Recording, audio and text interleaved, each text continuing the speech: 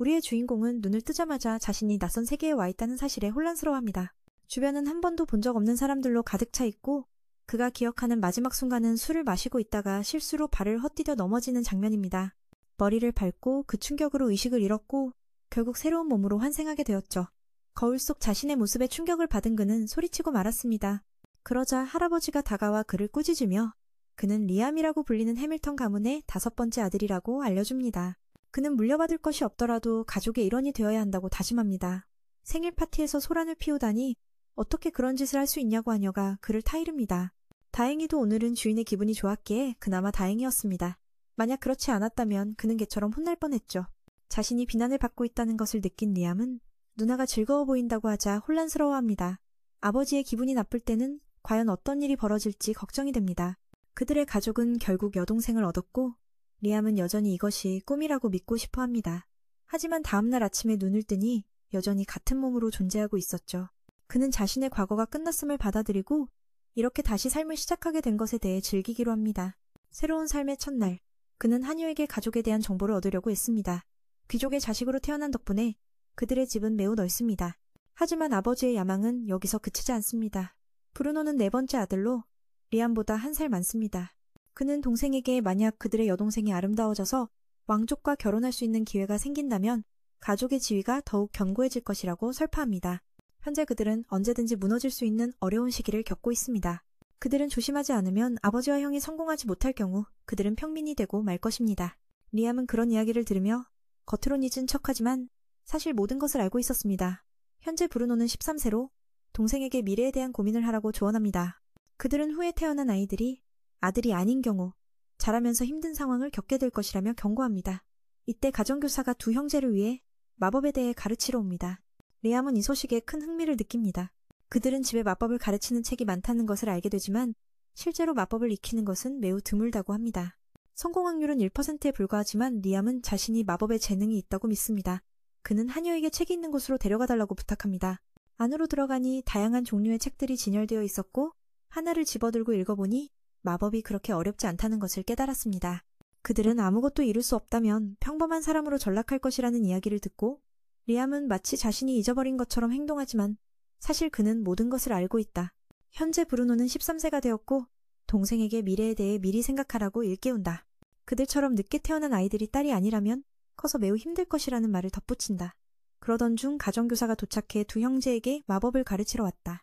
미는 이 사실에 매우 흥미를 느낀다. 알려진 바에 따르면 그들의 집에는 마법을 가르치는 많은 책들이 있다. 하지만 이를 성취하는 이는 드물어 이 학습은 단지 형식적일 뿐이다. 성공 확률은 100이지만 리암은 자신이 마법에 재능이 있다고 믿는다. 그는 한여에게 책이 있는 곳으로 데려가달라고 부탁하고 안으로 들어가니 정말로 다양한 책들이 있었다. 한 권을 집어들고 읽어보니 마법이 꽤 간단하다는 것을 깨달았다. 리암은 첫 번째 시도에서 손 위에 작은 불꽃을 만들어내며 그 모습을 본 한여는 기뻐한다.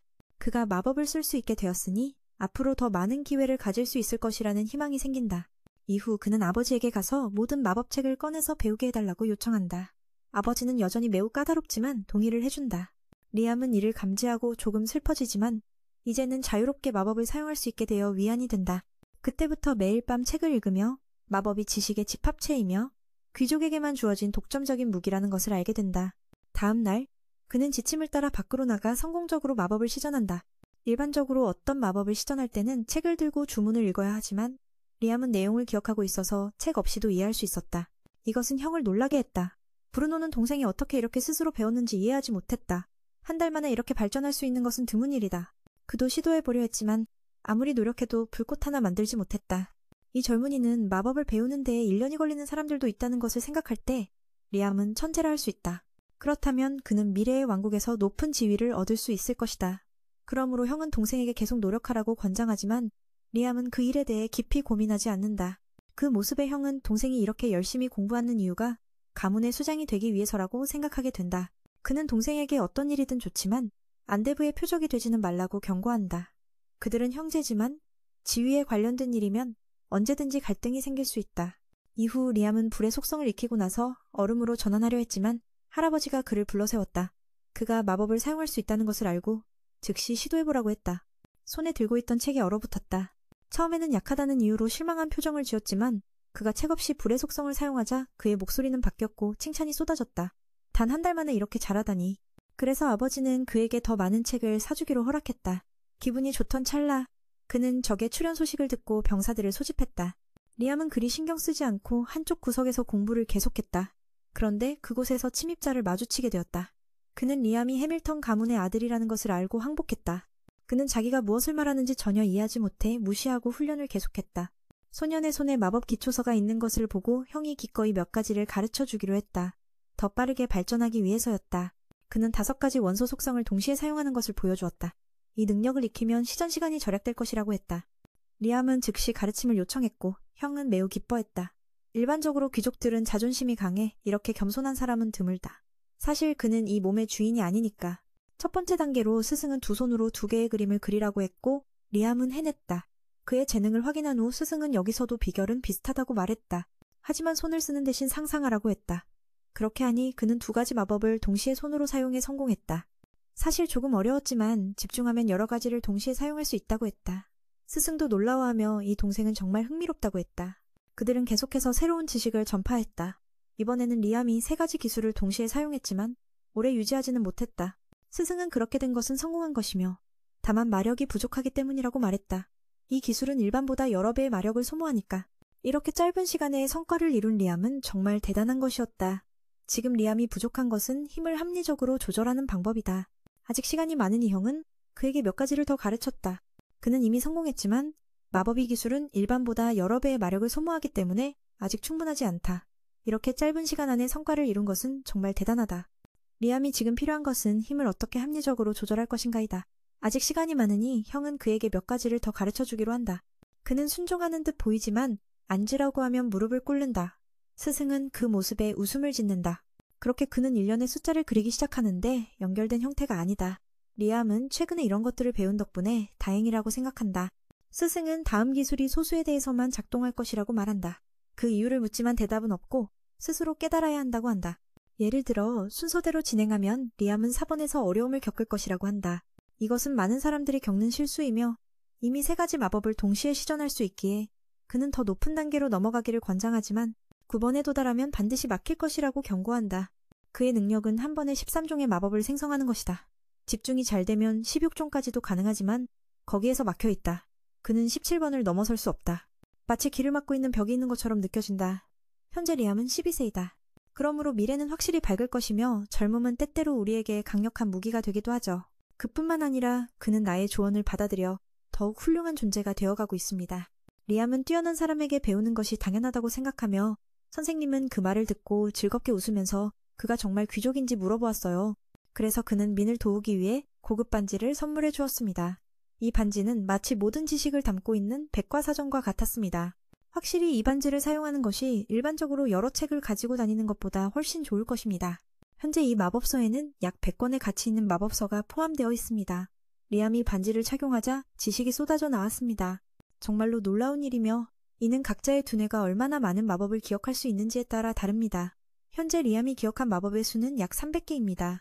그는 스승에게 몇 가지 마법을 시도해도 되는지 요청했습니다. 선생님은 이 소년의 가장 강력한 무기는 집중력이라는 것을 깨달았습니다. 그렇게 리암은 고급바람 마법을 사용하여 주변의 모든 나무를 잘라냈습니다.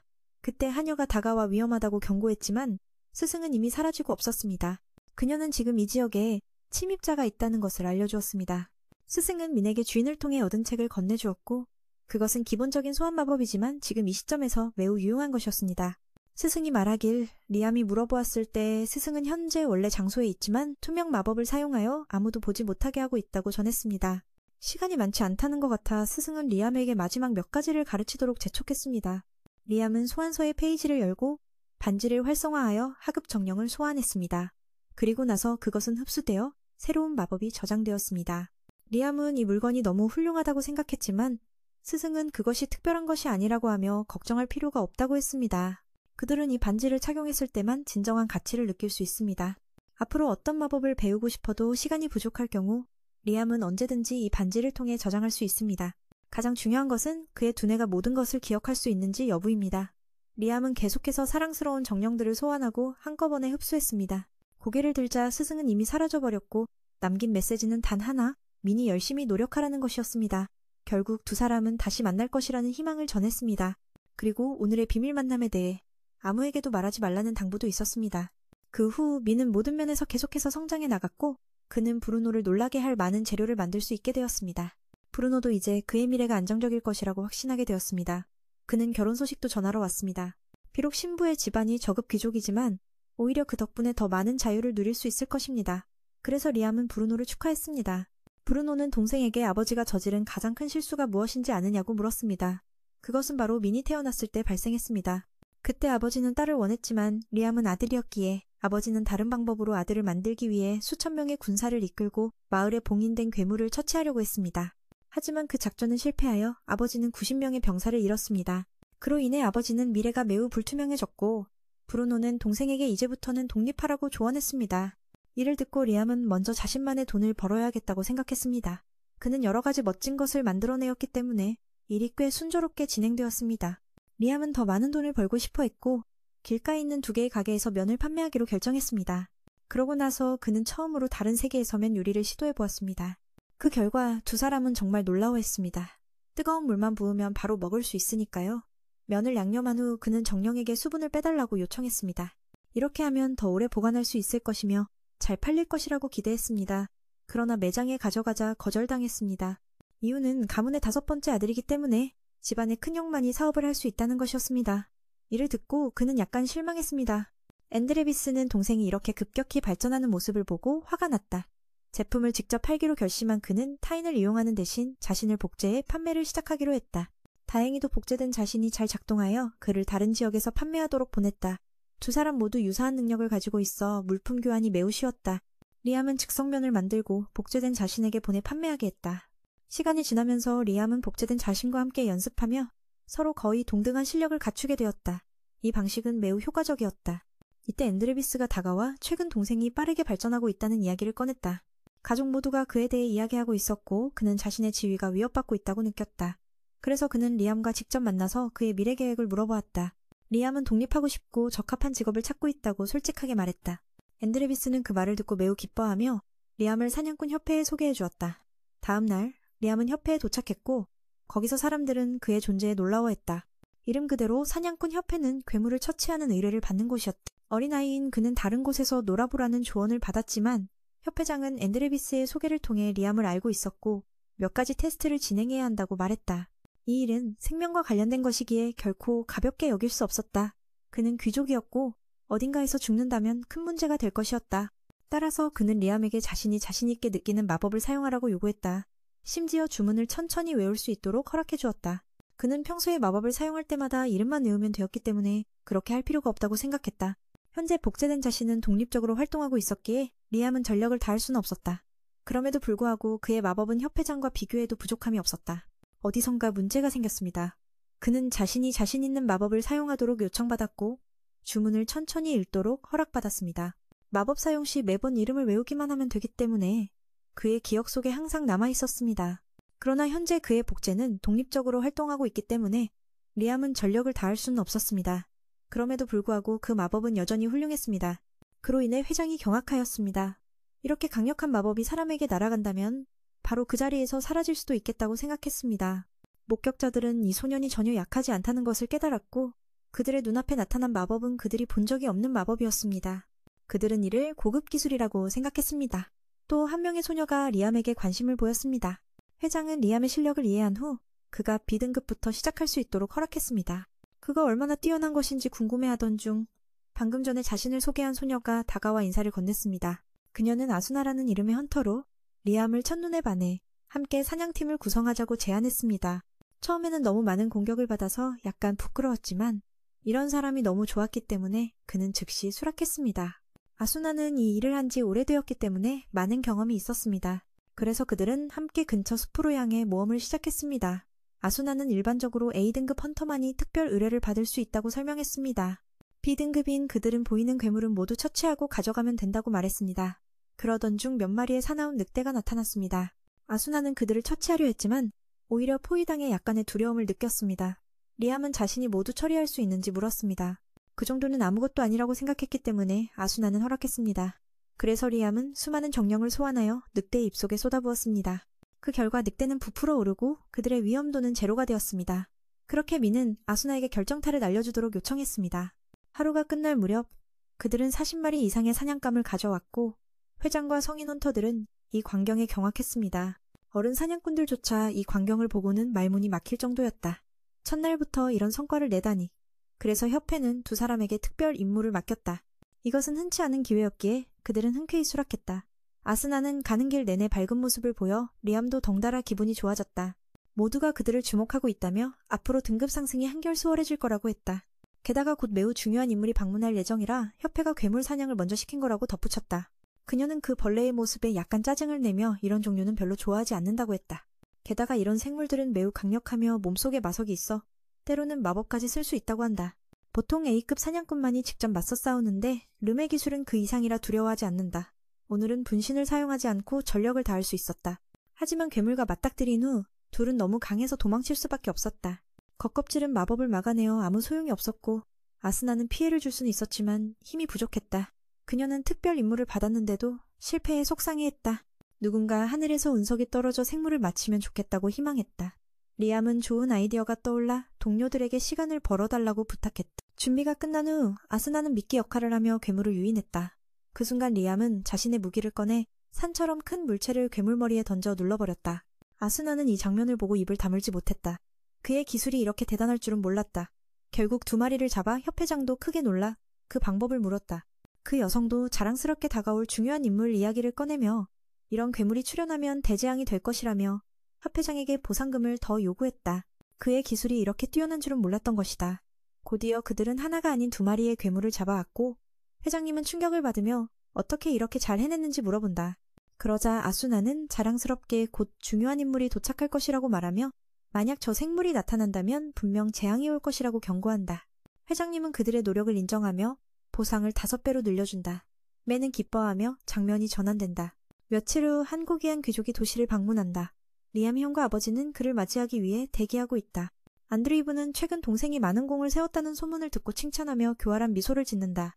아수나는 그를 보고 저놈 멍청이처럼 보인다 라고 직설적으로 말해 그를 당황하게 만든다. 비록 형제지만 브루노가 말한 대로 그들은 그저 귀찮은 존재일 뿐이다. 남자가 마차에서 내리자마자 맨에게 눈길을 주며 기뻐하는 모습을 보인다. 이는 그들이 앞으로 이 세계에서 발전할 수 있는 기회를 의미한다. 다음 날 리암은 개인 면담을 위해 호출된다. 그는 자신을 제임이라고 소개하며 황금반지 맨델에 대해 잘 알고 있다고 말한다. 그래서 리암과 디우몬의 관계에 대해 궁금해한다. 이 질문에 리암은 당황하지만 곧 그는 그가 스승을 언급하고 있다는 것을 깨닫는다. 그는 즉시 반응하며 그분은 제 스승이십니다. 이건 그가 주신 첫 번째 선물입니다. 라고 외친다. 제임은 그런 리암의 대답을 듣고 믿게 된다. 디우몬의 성격상 그런 행동을 할 가능성이 높기 때문이다. 그날의 이야기를 마치자 제임은 리암을 대단하게 여기며 현재 그의 힘이 어느 정도인지 알고 싶어 한다. 그리고 주위에 있는 경호원들에게 리암이 전력을 다해 마법을 사용해보라고 한다. 그러나 A급 헌터와 같은 힘이지만 동시에 여러 마법을 견딜 수는 없다. 리암은 과거 스승에게 배운 후 고급 마법에 대해 많은 것을 깨달아 만화를 개선하여 여러 마법을 동시에 사용할 수 있게 되었다. 본래 그는 7단계에서 멈추고 더 이상 오르지 못할 뻔했으나 상상력이 그의 마음과 영혼을 자극하며 11단계로 뛰어넘게 된다. 제이엄은 매우 만족하며 스승과 제자의 유사성을 느낀다.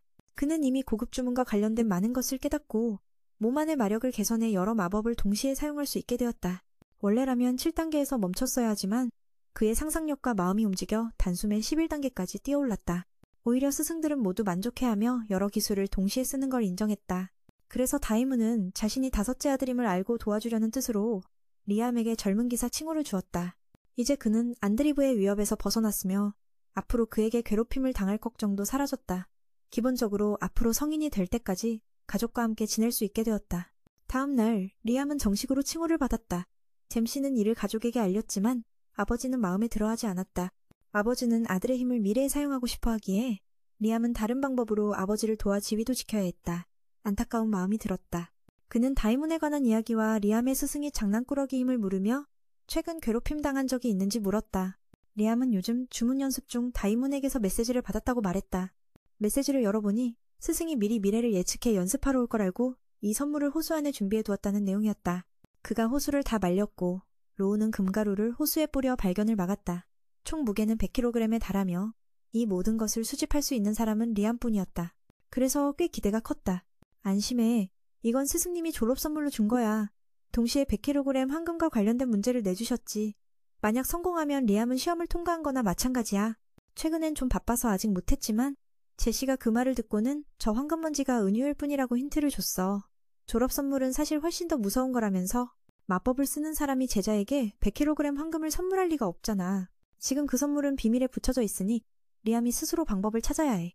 그 말을 듣고 리암은 바로 집 근처 호수로 돌아가서 다시 시도했어. 이번에도 물을 다 빼봤지만 이상한 점은 없었지. 스승님의 힌트를 생각하며 그는 황금먼지를 물에서 걸러내야 한다는 걸 깨달았어.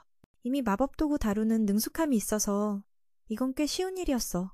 100kg 황금먼지가 호수바닥에 떨어지자 특별한 봉인이 열렸고 비밀 통로가 나타났어. 만약 스승님이 힌트를 안 줬다면 평생 풀지 못했을 퍼즐이지.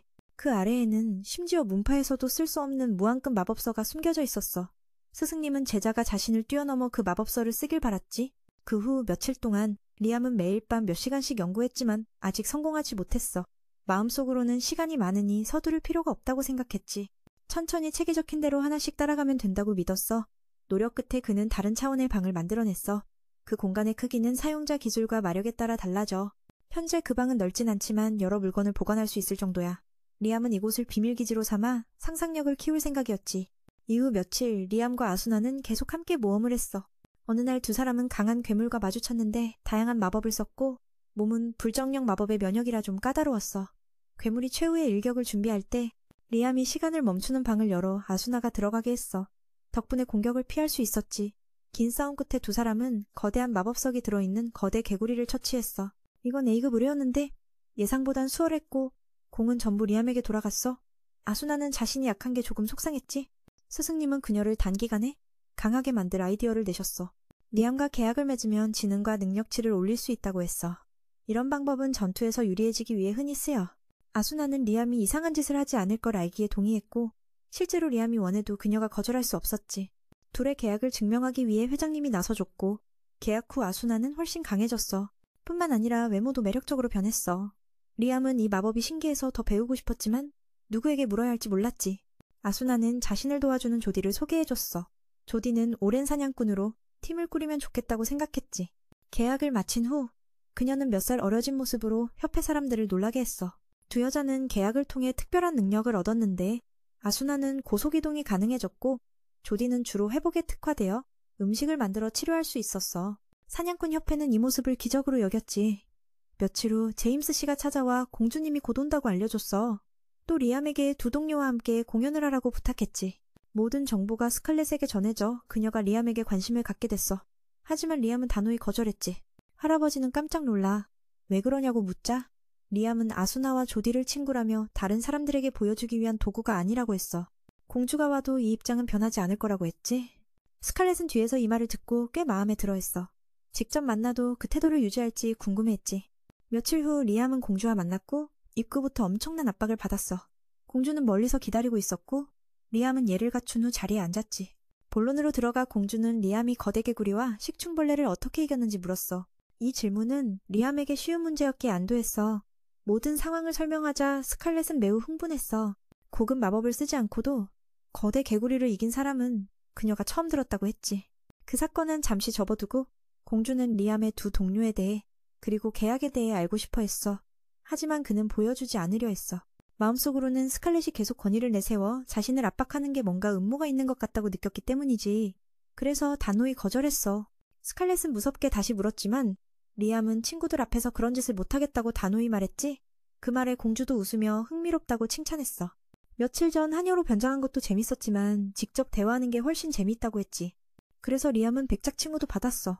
자기는 뭐 한 것도 없는데 갑자기 지교를 받으니 놀랐지. 스칼렛은 자신을 2번이나 웃게 만들었으니 상 받는 게 맞다며 받으라고 했어. 게다가 계약할 때 쓰는 마법서도 선물로 줬지. 이 책은 그가 자신의 동료들을 더 강하게 만드는 데 사용할 수 있는 것이다. 현재 몇 번 사용해보지는 않았지만 새로운 마법이 생겼다는 사실에 그는 흥분을 감추지 못했다. 스칼렛은 그가 이걸 더 좋아할 줄은 몰랐다. 귀족 칭호보다도 이 마법서가 더 좋다니. 리암은 즉시 이 책의 내용을 파악하기 시작했고 그것을 숙달하면 이전의 모든 계약은 일시적으로 무효화될 것이다. 그때 그의 형 브루노가 다가와 놀라움을 안겼다. 그는 리암이 젊은 귀족이 된 것을 축하하기 위해 온 것이었다. 브루노는 리암이 자랑스럽다고 생각했다. 형은 리암이 아버지보다 더 높은 지위에 있다는 사실에 충격을 받을 것이다. 리암은 이해하지 못하자 브루노는 이 나라의 귀족 제도가 여러 세대에 걸쳐 나뉘어져 있다고 설명했다. 첫 번째는 스스로 성취한 사람들, 두 번째는 그들의 정통 후계자들이다. 리암은 첫 번째에 해당하며 당연히 높은 지위에 있어야 한다.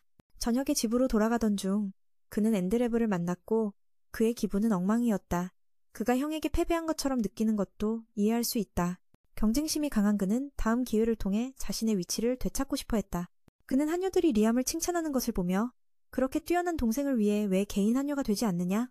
고 농담했다. 이어서 형과 동생 중 누가 더 잘하는지를 물었다. 해고된 상황이 두 사람을 서로 칭찬하게 만들었다. 다음 날 리암은 동료들과 함께 나가 놀았다. 계약 이후 매일 아수나와 조디는 사람들의 주목을 받았다. 아수나는 순수하고 천진난만한 모습이었고 조디는 사랑스러운 외모를 가지고 있었다. 두 사람은 자신도 모르게 리암을 주인이라고 부르며 그는 조금 부끄러워했다. 조디는 우리가 이미 계약했으니 그렇게 부르는 것이 틀린 것은 아니라고 설명했다. 리암은 그냥 이름으로 불러달라고 요청했다. 아수나는 최근 이 친구가 더욱 차분하고 믿음직해졌다고 생각했다. 그런 그들의 애정 어린 시선의 외부인들도 리암을 바라보지 못했다. 그들은 리암과 함께할 팀을 결성하고 장기적으로 동행할 것인지 확인하고 싶었다. 아수나와 조디는 당연히 그렇게 하기를 원했다. 리암은 기쁜 마음으로 두 동료와 악수하며 함께 사냥을 떠났다. 오늘의 임무는 사나운 늑대 무리를 처치하는 것이었다. 조디는 저격수였기에 그들의 전투 스타일은 매우 다양했다. 두 사람은 서로의 의도를 잘 이해하며 한 명은 쏘고 다른 한 명은 베어내며 몬스터들을 쉽게 처치했다. 아수나는 속도가 많이 향상되었고 조디는 평범한 사람들보다 훨씬 뛰어난 시력을 소유하고 있었다. 조디에게는 눈이 매우 중요했다. 만약 아주 멀리서 화살이 날아온다면 전혀 발견하지 못할 것이다. 리암은 조디에게 더 잘 보이게 도와줄 필요가 있는지 물어보았다. 최근에 받은 책에는 동료를 강화할 수 있는 능력이 있었기 때문이다. 리암이 시도해보자 조디는 큰 충격을 받았다. 이제 그녀는 매우 먼 거리에서도 조준할 수 있게 되었다. 아수나는 리암이 방금 무엇을 했는지 궁금해하며 물었다. 리암은 눈을 강화하는 마법을 사용했다고 설명했다. 그 말을 들은 아수나는 그 마법을 자신에게도 시도해보고 싶어 했다. 리암은 그녀의 능력이 그 속도를 따라가지 못할까 걱정하며 거절했다. 시력을 강화하는 것은 힘을 강화하는 것과는 다르기 때문이다. 그렇게 조디는 멀리서 몇 마리 늑대를 쉽게 처치하며 이 덕분에 리암의 도움으로 정확한 사격이 가능해졌다. 두 사람은 계속해서 감사의 인사를 나누었다. 그날 오후 그들이 돌아오자 큰 사건이 발생했다. 물어보니 리암의 형이 어리석게도 괴물을 풀어놓아 상황이 매우 혼란스러워지고 있었다. 이는 도시를 파괴할 수 있는 실수였다. 모험가들은 이를 해결하기 위해 애쓰고 있었다. 리암은 이를 듣고 즉시 달려갔고 군인들이 곳곳에 쓰러져 있는 모습을 목격했다. 가벼운 부상은 팔이 잘리거나 심한 경우는 목숨을 잃는 상황이었다. 앤드레브 또한 상황이 좋지 않았지만 적어도 그의 부하들보다는 낫다. 그는 패배를 받아들이지 못하고 추가로 아무 말도 하기 전에 회장에게 기절했다. 그는 앤드레브의 무의미한 반항에 대해 시간적 여유가 없다고 말했다. 리암은 책임을 지겠다고 선언하고 악룡존의 봉인이 해제되었다는 사실을 알게 되었다. 그는 이를 통해 큰 공을 세우고 싶어 했다. 리암은 브루노에게 이 생물에 대한 이야기를 들은 적이 있었다. 다행히 회장이 봉인하는 방법을 알고 있었고 그래서 여러 마법사를 모았다. 그러나 몇 가지가 그 일을 방해하고 있었다. 그 괴물들은 악룡의 자식들이었고 그중 한 마리만으로도 재앙을 일으키기에 충분했다. 다행히도 가장 큰 괴물은 리암의 조상이 오랫동안 봉인해 두어 아직 힘을 회복하지 못했다. 그렇지 않았다면 이곳은 모두 쓸려갔을 것이다. 그들에게 주어진 시간은 지금부터 일주일이었다. 모든 것은 운에 달려 있었고 보장이 없었다. 듣고 난 리암은 성공 확률을 높이기 위해 아기용을 처치하기로 했다. 아수나는 몸집이 개만한데도 힘이 코끼리 같다는 것에 놀랐다. 그녀는 접근하려고 했으나 불을 뿜는 바람에 목숨이 위태로워졌다. 가까이 가는 것이 너무 위험하자 리암은 마법을 사용해 멀리서 사격하기로 했다. 불의 속성이 가장 강한 리암은 3마리의 용 앞에서 무용지물이 되었다. 조디는 처치할 수 없다고 생각하며 리암에게 도망가라고 조언했다. 리암은 고민하다가 두 동료에게 먼저 도망가라고 신호하며 자신의 영혼의 방을 소환했다. 그 덕분에 그는 3마리의 용을 방 안에 가둬놓을 수 있었다. 그리고는 그들을 자동으로 소멸시키기 위해 아이템에 넣었다. 이 상황은 상당히 운이 좋았기에 리암이 혼자서 행동했다. 불행히도 두 여성에게 피해를 주지 않으려면 불가능할 것 같았다. 회장은 이 상황에 대해 칭찬했다. 여기서는 아무도 그들을 처치할 수 없었기 때문이다. 그 기회를 놓치지 않기 위해 대략 20명의 마법사가 함께 마법을 시전하기 시작하며 악룡을 봉인하려 했다. 리암은 자신이 무슨 죄를 지었는지 이해할 수 없다는 표정을 지었다.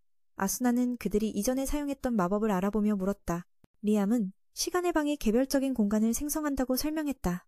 조디는 3마리의 아기용이 돌아올까 걱정했지만 알고 보니 그녀는 그들이 사라졌다는 것을 알았다.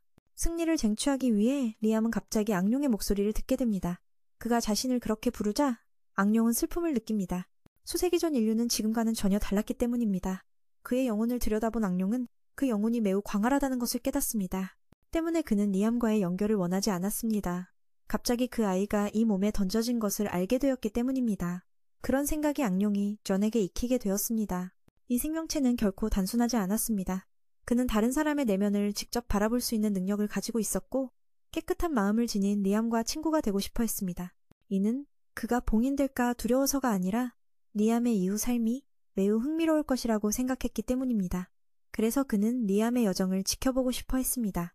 물론 이 과정에는 드래곤의 힘을 사용할 수 있는 권리가 따릅니다. 비록 모든 힘은 아니지만 여전히 그의 꿈을 실현하는 데 충분했습니다. 리암은 그 힘을 빌리기로 동의합니다. 서로 간에 적대감이 없었기 때문입니다. 이 일은 또한 스승과의 우연한 만남을 떠올리게 했습니다. 협약이 체결되자 그는 리암이 영혼을 임시로 빌려 아수나에 들어가 그에게 경고합니다. 그의 손에 드래곤의 인장이 달려있다는 사실을 알게 되었습니다. 동시에 그는 마법을 보조할 수 있는 드래곤의 힘을 사용할 수 있게 되었죠. 모든 사람은 크게 놀랐습니다. 가장 놀란 사람은 아마도 리암이었을 것입니다. 이제 그는 주문을 외우지 않아도 마법을 쓸 수 있게 되었죠. 하지만 드래곤의 힘을 너무 많이 사용하게 되면 주변에 영향을 미칠 수 있다는 것을 알게 됩니다. 내부에서 저는 그 젊은이에게 필요하지 않을 때는 힘을 끄라고 지시해야 했습니다. 다행히도 두 동료는 그와 계약이 되어 있었기 때문에 영향을 받지 않았습니다. 회장은 위협을 제거한 사건에 대해 매우 높게 평가했지만 동시에 자신의 힘에 대해 조심하라고 주의를 주었습니다. 물론 리암은 이 상황이 얼마나 심각한지를 이해했습니다. 그는 처음으로 10kg의 금으로 피해를 보상하기 위해 나누어 주었습니다. 이를 듣고 회장은 매우 기뻐하며 더 이상 할 말이 없었습니다. 그날 밤 두 아버지와 아들은 함께 앉아 대화를 나누었습니다. 먼저 아들에게 재난을 예방해준 것에 대해 감사해야 했습니다. 게다가 라비데 혼란을 정리해준 것에 대해서도 말이죠. 현재 그는 아버지에게 감금당해 있으며 앞으로는 집에서 나올 수 없게 되었습니다. 리암은 이렇게 되면 형이 상속권을 잃게 될까 두려워했습니다. 이미 이렇게 서로 싸우고 있는데 만약 그런 일이 발생한다면 정말 피바다가 될 것입니다. 아버지는 그레이가 여전히 여기 있다는 것에 기뻐하며 리암은 큰 공을 세운 덕분에 칭찬받을 것이라고 생각했습니다. 그는 형이 방으로 가기로 했습니다. 그 또한 책임감이 느껴졌기 때문입니다. 하지만 형이 하는 말을 듣고는 들어가고 싶지 않았습니다. 사실 형은 가문을 보호하고 싶어하는 사람이었지만 자신이 뒤처질까 두려워서 그런 행동을 하게 된 것입니다. 다음 날 갑자기 리암은 새로운 마법을 꿈꾸게 되었습니다. 그는 즉시 숲으로 달려가 시험해보기 시작했습니다. 저녁이 되어서야 작은 드래곤을 소환하는 데 성공했습니다. 그것은 쪼니 미니 버전이었지만 리암은 그가 매우 강하다는 것을 알고 있었습니다. 스칼렛은 우연히 이를 목격하고 이를 성스러운 마법이라고 부릅니다. 이는 전설 속에서만 존재하는 것이기 때문에 그녀는 매우 놀라며 그녀가 여기 온 이유를 물었습니다. 그녀는 리암이 이제 백작이 되었기 때문에 더 높은 칭호를 수여하기엔 조금 어려운 상황이라고 말했습니다. 그래서 이번에는 리암에게 3급 불사조 훈장을 수여하기로 했습니다. 또한 이 영웅에 대해 시민들에게 알릴 필요가 있었습니다. 공주도 리암이 악룡을 어떻게 물리쳤는지 알고 싶어 했습니다. 리암은 웃으며 자신이 어떻게 그를 물리쳤는지 이야기했습니다. 악룡에게 영혼을 빌려주었다는 이야기를 듣고 그녀는 리암이 지금 무엇을 하고 있는지 알고 있는지 물었습니다. 또한 성스러운 마법에 대한 건 역시 결론을 내릴 수 없었습니다. 그래서 스칼렛은 이 대화를 비밀로 간직해달라고 요청했습니다.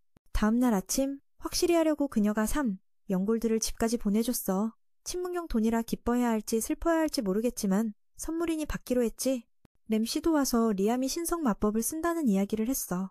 리암은 공주에게서 입막음 돈을 받았기에 어떻게 해야 할지 몰랐지. 램시는 스칼렛이 아직 어리다며 이렇게 큰 돈을 주는 게 리암을 귀족으로 삼아 세대를 유지할 만한 큰 업적이라고 했어. 보통 스칼렛은 이걸 수도로 돌아가 왕에게 보고해야 하지만 재미 붙여서 여기 남으려 하는 것 같다고도 했지. 그래서 램시는 리암이 뭔가 숨기고 있다고 짐작했어. 알림에 따르면 그 악룡의 모습이 엄청 크고 빛으로 변해 몸에 흡수됐다고 해. 여기서 더 이상 숨길 수 없게 되어 리암은 신성 마법 몇 가지를 배웠음을 인정했어. 램시도 보고 싶어 해서 리암은 3가지 신성 마법을 보여줬지.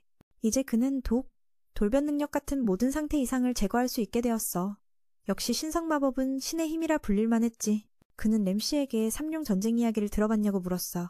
리암은 몰랐지만 설명을 들으며 깨달았지. 예전에 3마리 용이 싸웠고 1마리가 승리했어. 전설에 따르면 2마리를 이기려면 신성 마법이 필요하고 승리자는 한 소녀와 힘을 합쳐 새 왕국을 만들었다고 해. 그 땅은 바로 리암이 서 있는 곳입니다. 그는 드래곤과 인간이 손을 잡는다는 것에 대해 어떻게 생각하느냐고 묻죠. 리암은 아마도 그들이 사랑에 빠져서 그런 거라 추측했지만 현실은 전혀 달랐습니다. 본론으로 돌아가 보면 리암 역시 드래곤과 하나가 된 게 아니었나요? 아마 론 씨가 바로 그 생물일 가능성이 큽니다. 어쩌면 리암은 전설을 다시 쓰고 있는 중일지도 모릅니다. 그렇다면 두 가지 큰 문제가 발생하게 된다. 제2경은 그의 가문, 즉 그의 아버지인 해밀턴 가문에 대해 걱정하고 있다. 그들은 사악한 용을 봉인하여 귀족 칭호를 받았다. 하지만 만약 그가 가진 생물이 이 왕국을 창조한 존재라면 그렇다면 존이 그들의 조상일 가능성이 크다. 이 사실이 왕에게 알려지면 그 가문은 모든 귀족 칭호를 잃게 되고 최악의 경우 그들이 쌓아온 모든 것이 무로 돌아갈 것이다. 리암은 이를 듣고 매우 두려워한다. 그의 형과 아버지는 가족을 지키기 위해 필사적으로 노력했기 때문이다. 두 번째 문제는 사악한 용으로 몰린 그 용이 반란을 일으킬 가능성이다. 누가 오랜 세월 동안 갇혀있다면 화가 나지 않을 수 없을 터이다. 이를 해결하기 위해 미인은 듀온과 이야기를 나누었고 그는 인간의 기준으로는 문제를 일으키지 않을 것이라고 말한다. 리암은 그의 몸속의 친구가 반란을 일으키지 않을 것이라고 믿고 그저 자신의 삶에 흥미를 느낄 뿐이라고 생각한다. 이를 듣고 제임스는 안심하며 미를 왕국의 구세주로 여기게 된다. 이는 결코 과장된 것이 아니며 진실이기 때문이다. 그래서 그는 젊은이를 도와주기 위해 최선을 다할 것이다. 리암은 새로운 마법을 실험해보기 위해 돌아가고 싶어한다. 그곳에서 아스나와 조디를 다시 만나는데 두 사람은 무언가 심각한 일이 생긴 것 같아 서둘러 미를 다른 곳으로 데려간다. 몇몇 사람들이 리암을 보고 다가오지만 그들은 개인적인 이야기가 필요하기에 그들을 막는다. 리암이 용을 무찔렀다는 소식이 퍼지자 많은 모험가들이 그의 팀에 합류하고 싶어한다. 모두 리암의 성공을 바탕으로 자신을 발전시키고자 한다. 리암의 성공에 기대어 자신의 입지를 다지려는 바람이 있었죠. 집으로 돌아온 그는 또 다른 놀라움을 맞이합니다. 미래의 아내로서 소개팅 요청이 쇄도한 것입니다. 예상은 했지만 이렇게 많을 줄은 몰랐죠. 심지어 브루노도 아내, 집안에서 친척 사진을 가져와 동생에게 골라보라고 부탁받습니다. 리암은 맨이 뭘 했길래 이런 일이 벌어진 건지 묻습니다. 맨은 악룡 한 마리를 이겼을 뿐이라며 대수롭지 않게 말하지만 브루노는 믿지 않았습니다. 분명 뭔가 숨기는 게 있다고 생각했죠. 현재 상황을 보면 많은 귀족들이 맨에 대해 더 알고 싶어합니다. 유명해진다는 게 확실히 기쁘지만 동시에 골칫거리도 함께 따라오는 법이죠. 잠시 후 젊은이와 두 명의 아름다운 여성이 함께 방을 구경하러 갑니다. 아스나는 매우 기대에 차 있었고 방에 들어가 보니 거대한 집 한 채가 있었습니다. 조디는 이 공간이 위험할 때 숨는 용도일 뿐이라고 생각했지만 리암은 이곳을 그들의 근거지로 바꿨죠. 그리고 리암이 강해지면서 주변 공간도 크게 넓어졌습니다. 친구는 이 공간이 사라질까봐 걱정되지 않느냐고 물었고 리암은 숙련되면 물건들이 그대로 유지된다고 답했습니다. 집안의 모든 것이 완벽했지만 여기엔 낮과 밤이 없었습니다. 리암은 이 문제를 생각하지 않았고 낮은 등급 정령을 소환해 공간 전체를 어둠으로 덮을 수 있는지 시험해봤습니다. 비록 하급 정령이었지만 공간을 완전히 어둡게 만들었고 불을 켜야만 볼 수 있을 정도였습니다. 진짜 밤처럼 어둡긴 하지만 외부처럼 자연스럽진 않았죠. 조디가 조금 더 부드럽게 변할 수 없냐고 묻자 리암은 어쩔 수 없다고 답했습니다. 중급 정령이라면 가능하지만 그는 계약을 맺어 기술 향상을 도모했습니다. 진화 후 정령들은 말을 할 줄 알게 되었고 밤의 환경도 외부와 비슷하게 개선됐습니다. 정령들은 주인에게 감사하며 온 힘을 다해 봉사하겠다고 약속했죠. 리암은 이 마법을 아직 잘 다루지 못했기에 정령이 그의 손에 쥐어준 링을 통해 도움이 필요했다. 이 링은 고대의 저장 장치로 알려진 기능 외에도 다른 많은 기능이 있었다. 따라서 리암은 이미 계약된 정령들을 보관할 수 있었고 다음번에 다른 정령을 소환할 필요가 없었다. 그렇게 하자 그는 성공적으로 두 여성 정령을 기쁘게 만들었다. 리암은 불정령과 다른 원소들로 정령을 더욱 강화시켰다. 보통 한 사람이 소유할 수 있는 정령은 2마리 정도가 많았지만 리암은 모든 원소의 정령을 보유하고 있었다. 마치 국가의 보물창고와 같았다. 그는 훈련을 더 많이 해서 능숙해지고 싶어 했다. 다음 날 리암은 드래곤이 지정한 장소에 가야 했다. 그곳에는 드래곤이 자고 있었고 사실 아직 인간의 시선에서 숨겨진 세계가 있었다. 그는 리암에게 아기 드래곤을 소환하라고 하였고 이를 통해 그는 결계가 열리도록 했다. 그가 들어간 풍경은 완전히 다른 더 시적인 모습이었다. 주변에는 작은 요정들이 있었다. 그들은 인간을 보고 두려워 달아났지만 리암의 호출에 의해 돌아왔다. 그는 내가 드래곤의 부탁으로 여기 왔다고 말했다. 아기 드래곤을 보고 그들은 신뢰하기 시작했다. 사실 드래곤 친구는 리암에게 이곳 사람들을 보호해달라고 부탁했던 것이다. 요정들은 모험가들에게 매우 가치가 있었기에 그들의 수가 경고 수준으로 줄어들고 있었다. 만약 도움을 받지 못한다면 그들은 오랫동안 멸종의 위험에 처할 수 있었다. 리암의 임무는 각 요정에게 이름을 붙여주고 동시에 계약을 체결하는 것이었다. 그는 작은 요정들을 아름다운 엘프족으로 진화시켜 주었다. 베나가 첫 번째로 축복을 받았다. 친구들이 그것을 보고 줄을 서서 뒤따랐다. 리암은 자신이 이름을 붙여야 한다는 사실을 배웠고 아름다운 소녀들은 리암을 사자로 여기며 그를 사랑한다고 말했다. 이제 그들은 집을 짓고 인간처럼 살기를 원했다. 베나는 리암의 신뢰를 받아 리더가 되었다. 그때 리암은 숲에서 나오는 에너지를 느꼈다. 그것은 작은 요정들이 수집한 특별한 과일이었다. 마법의 힘이 담긴 이 과일을 먹어보라는 베나의 권유에 그는 동의했다. 지금 그들의 것은 모두 리암의 것이었기에 그는 큰 힘을 흡수하고 강화되었다. 이제 그는 동시에 19개의 불덩이를 쏠 수 있게 되었다. 다음 날, 그는 다시 베나와 그녀의 친구들을 방문했습니다. 그들은 방금 집을 지었다고 리암에게 확인해달라고 요청했죠. 그 장면을 보며 리암은 어리둥절했지만 그동안 엘프들이 집을 지은 적이 없으니 어쩔 수 없었습니다. 그러던 중 몇몇 자들이 이곳에 와서 사람들을 잡아가려 했습니다. 아름다운 엘프를 팔기 위해 말이죠. 리암은 친구에게 겁내지 말라고 격려하며 자신이 함께 있음을 알렸습니다. 한 자가 공격을 시도했지만 마법에 의해 날아가 버렸고 그 모습을 본 다른 2명도 도전했지만 리암의 분신에게 처치당했습니다. 이런 사건이 있은 후 이곳에 머무는 것은 매우 위험하다는 판단에 따라 리암은 친구들이 안전하게 살 수 있는 공간을 마련해 주었습니다. 그들은 해밀턴 가문의 지배 지역으로 옮겨졌고 리암은 마법을 사용하여 그들을 안전한 곳으로 데려갔습니다. 안전하게 살 곳을 찾기 전에 이곳에서 지내라고 설명했습니다. 소녀들은 리암에게 리더가 되어달라고 간청했습니다. 다시 말해 리암은 그들의 왕과 같은 존재가 된 것이죠. 베나는 그가 하는 모든 일을 따르겠다고 맹세했습니다. 이를 보고 리암은 동의했지만 자신이 왕이라고 자처할 수는 없었습니다. 그러던 중 친구들에게 즉석에서 라면을 나누어 주며 그는 듀돈이 주었던 성급 마법을 배우게 되었습니다. 하지만 그건 다소 어려워서 아직 완벽하게 사용하지 못했습니다. 친구는 그의 끈기를 인정했습니다. 리암은 새로운 마법을 시도하고 싶어 더욱 노력했습니다. 며칠 후 그는 모두를 모아 순간이동을 시도했습니다. 이전에 분신을 보내 탐색했기에 가능한 일이었습니다. 여기서 리암의 본가까지의 거리는 약 100km였고 이곳은 듀돈이 봉인된 땅이라고 부르는 곳이었습니다.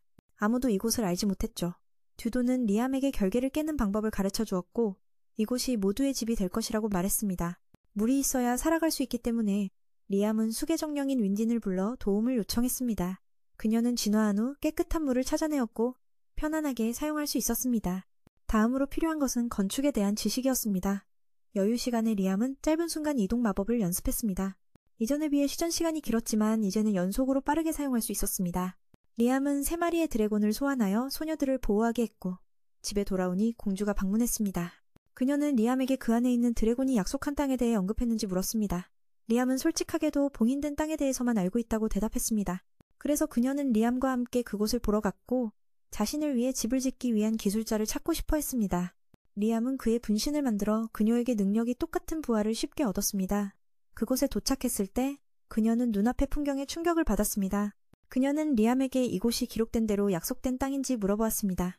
리암은 자신은 어떤 약속도 하지 않았다고 말했습니다. 스칼렛은 인류의 종말에 대해 이야기하며 인류가 멸종해서 구원받아 천국으로 초대받을 것이라고 말합니다. 그곳은 바로 이 땅을 의미하며 이 땅의 주인이 된 맨은 왕족으로서 드래곤의 힘을 느끼고 있습니다. 그러자 이 땅이 갑자기 공중으로 떠오르기 시작하는데 이것이 바로 이곳이 떠오르는 열쇠가 될 것 같습니다. 스칼렛은 갑자기 무릎을 꿇고 리암에게 새로운 나라를 만들어달라고 간청합니다. 미래의 인류가 멸망할 경우 이곳에 살 수 있는 곳이 필요하다고 했습니다. 그녀는 이 땅의 주인에게 충성을 다하기로 결심하지만 맨은 그 말을 이해하지 못합니다. 며칠 후 골락 엔지니어의 지시에 따라 사람들은 자신의 꿈의 집을 짓기 시작합니다. 리암은 이곳을 지키기 위해 야생동물과 싸우느라 바쁩니다. 그가 마법을 사용하는 모습을 지켜보던 스칼렛은 그를 매우 존경하게 됩니다. 그녀는 자신이 왕국으로 돌아가는 것이 좋겠냐고 묻지만 맨은 거부하며 스칼렛에게 그냥 자신의 이름으로 불러달라고 부탁합니다. 이곳에서 그는 권력을 가진 사람이며 자신이 그녀를 섬길 필요는 없다고 다시 물어봅니다. 스칼렛은 그녀의 높은 드래곤 혈통에 대해 슬프게 이야기하며 그녀의 외할머니가 드래곤 혈통을 가지고 있는 귀족들에게 자에 대한 이야기를 합니다. 리암은 그녀에게 북쪽으로 약 1km 가면 그녀가 좋아할 것을 찾을 수 있다고 알려줍니다. 스칼렛은 그곳에 가보기로 동의하고 두 사람은 드래곤이 남긴 유적을 발견하게 됩니다. 그곳에는 드래곤을 지키는 또 다른 생명체가 있었고 그것은 금속으로 만들어져 있었습니다. 이 생명체는 이곳을 지키는 수호자였으므로 침입자를 공격할 것입니다. 그것이 리암에게 복종하도록 하기 위해서는 머리에 있는 글자를 지워야만 했습니다. 다행히도 스칼렛은 고대 언어를 이해할 수 있어 맨이 올바른 위치를 치도록 도와주었습니다. 그렇게 생명체는 리암을 주인으로 인정하게 되었고 드래곤의 피를 가진 스칼렛도 그 기분을 느끼게 되어 매우 기뻐했습니다. 그녀는 자신의 몸속에 흐르는 드래곤의 피를 드러내며 여기서 치료될 때까지 머물기를 원합니다. 그렇지만 매는 혼자서 돌아가야 했습니다. 공주가 자신을 주인으로 대하는 것이 익숙하지 않았기 때문에 불편함을 느끼게 됩니다. 드래곤 혈통을 가진 리암은 강해지는 것만이 중요하다고 생각했습니다. 하지만 리암은 불타는 마을을 발견하고 즉시 그곳으로 이동했습니다. 사람들이 늑대 부족의 공격에 대해 알리러 달려왔습니다. 한 늑대는 리암을 발견하고 침입자라고 경고합니다.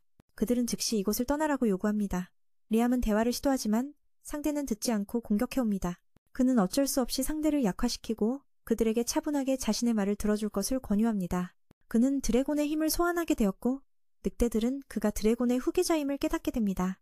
그들은 드래곤의 축복 아래 이곳에서 살고 있었기 때문에 이곳을 지키기 위해 나선 것입니다. 리암은 그들에게 오해를 풀어주며 그들이 드래곤의 신에게 봉사하는 것임을 알려줍니다. 늑대 부족은 조급함에 사과하며 서로 간의 오해를 풀기로 합니다. 리암은 그들에게 자신과 계약을 맺어 발전할 수 있도록 권장했습니다. 이제 리암은 드래곤의 화신이 되었습니다. 이 소식에 모두가 동의하게 되었고 리암은 이들을 위해 그리스라는 이름을 붙이기로 했습니다. 그리스는 첫 번째로 진화한 늑대의 리더로서 큰 충격을 받습니다. 다음날 리암은 다른 공간에서 깨어났습니다. 외부로 나가보니 늑대 부족이 어제의 피해를 복구하고 있는 모습을 보게 됩니다. 마을의 인구가 2배로 늘어나며 발전 속도가 빨라지고 있었습니다. 그리스는 주인을 발견하고 기쁘게 달려와 리암을 안았습니다. 그녀는 리암에게 작업이 있었는지 물어보며 자신이 어제의 일에 대해 걱정하고 있다고 말합니다. 리암은 그를 탓하지 않으며 사람들끼리 서로 돕는 것만으로도 괜찮다고 대답합니다. 그러나 리암은 언젠가 자신이 부재할 경우 마을이 공격받을 수 있다는 걱정을 하게 되었습니다. 그래서 그는 마을의 자산에 마법을 걸고 싶어 합니다. 드래곤은 그의 의도를 이해하고 그에게 마법의 주문을 가르쳐 주었습니다. 리암은 집을 지키기 위한 재료를 생각하면서 마법을 사용합니다. 그리고 나서 그는 친구에게 그것을 쳐보라고 부탁했습니다. 결과적으로 그 나무는 부서졌고 원래의 모습으로 돌아왔습니다. 미에는 자신의 마법이 물체를 일정한 상태로 유지시킨다고 설명합니다. 이제 그들의 마을은 공격받아 피해를 입을 걱정이 없을 것입니다. 리암은 새로운 마법을 익힌 덕분에 공격력도 2배로 증가했습니다. 드래곤은 그에게 더 많은 마법을 창조하고 이 세계에 대한 지식을 배울 것을 권장합니다. 가까운 시일 내에 리암은 이곳의 수장이 될 것이기 때문에 모든 것을 배워야 한다고 합니다. 그 후 리암은 침입자들에 대한 소식을 듣게 됩니다. 그들은 결계가 파괴되었기 때문에 요정을 사냥하려 하고 있습니다. 즉시 리암은 그들을 막기 위해 이동합니다. 이 군인들은 근처의 다른 나라에 속해 있었고 스칼렛의 측 사람들은 아니었습니다. 그들은 미개척된 땅에서 뭔가 귀중한 것을 찾으려 하고 있었습니다. 그래서 리암은 그들에게 이곳이 자신의 국가라고 선언합니다. 하지만 그는 이름을 지어본 적이 없어서 우스꽝스러운 상황이 발생했습니다. 그들이 계속 공격을 시도하자 리암은 마지막 경고를 하게 됩니다. 만약 침입할 생각이 계속된다면 후회하게 될 것이라고 말합니다. 그들 중 한 명이 계속해서 돌진하자 리암은 그를 뒤로 이동시켜 다른 이들을 날려버립니다. 리암은 그들을 죽이지 않고 쫓아내며 다시는 이곳에 오지 말라고 경고합니다. 모든 일이 끝난 후 리암은 자신이 이곳에서 또 다른 동족을 찾았다고 보고합니다. 그래서 리암은 그들에게 이름을 지어주고 싶어 합니다. 마을의 주민 수는 계속 늘어나고 있으며 리암은 이런 사람들을 항상 환영합니다. 리암은 다른 이들을 처치할 필요 없이 쫓아내기만 했다. 그는 다시는 이곳에 발을 들이지 말라고 외쳤다. 일이 끝난 후 그는 미도에게 다시 돌아가 최근 소식을 전했다. 그는 이 땅에서 더 많은 동족을 찾았고 그에게 이름을 붙여주기를 원했다. 이렇게 하면 마을의 주민 수가 계속 증가할 것이다. 리암은 이런 사람들을 항상 환영했다. 수가 많아 보였기에 그는 오후까지 이름을 붙여주어야 했다. 그 작업은 정말 힘들었다. 마력 소모뿐만 아니라 적절한 이름을 생각해내는 데에도 많은 고민이 필요했다. 그렇게 약 100명의 엘프족이 태어났고 마을은 모두를 수용하기 위해 확장해야 했다. 다음날 스칼렛은 금속 드래곤을 마을로 데려왔고 모두가 즐거워했다. 이후 그는 마을의 지도자들과 회의를 열었다. 그는 자신이 처치한 군인들의 모자를 꺼내 보였다. 스칼렛은 그것의 상징을 보고 이게 판타국의 휘장이었다고 설명했다. 그들은 이곳과 접경에 있는 땅이었기에 왜 그들이 그렇게 빨리 나타났는지 알 수 있었다. 결계가 파괴된 후 어제의 군인들은 정찰병에 불과했으며 판타국이 이 지역을 영토로 삼기를 원하는지 알지 못했다. 스칼렛은 세 국가 모두 이곳을 원하고 있다고 확신했다. 그러므로 리암은 새로운 국가를 설립하기 위해 속도를 높여야 했다. 이를 위해서는 3가지가 필요했다. 토지, 인구, 그리고 힘. 리암은 모두를 가지고 있었기에 이곳을 자신의 국가로 정식으로 만들 수 있었다. 지금 해야 할 일은 이 지역에 주인이 있다는 것을 알리는 것이다. 리암은 이곳에 더 많은 주민을 유치하고 서서히 발전시킬 것이다. 가장 우려되는 것은 이 지역을 방어할 인력이 필요하다는 점이었다. 그 말을 듣고 치시는 그 역할을 맡기로 했다. 그녀의 늑대 부족은 매우 전투적이었고 그들은 두려워하지 않았다. 그래서 리암은 동의하고 마을을 세우는 계획을 계속 진행하기로 했다. 어떻게 하면 그들이 이 땅과 동맹을 맺는 것이 이익이라는 것을 깨닫게 할 수 있을까? 다음 날 레오나르도라는 사람이 스칼렛을 만나러 왔다. 그는 자밀의 귀족으로 왕의 명령을 받아 이곳에 전쟁을 원하지 않는다는 인사를 하러 온 것이다. 대신 우정을 찾고 싶어하며 동맹을 맺고 싶다고 한다. 만약 리암이 동의한다면 그는 스칼렛 공주와 결혼해야 한다고 말한다. 그 말을 듣고 스칼렛과 리암은 충격을 받는다. 왜 그가 자신을 이렇게 칭찬하는지 의문을 가지게 된다. 또한 스칼렛의 행동이 문제가 되고 있다. 리암은 그에게 스칼렛을 만난 적이 있는지 물어본다.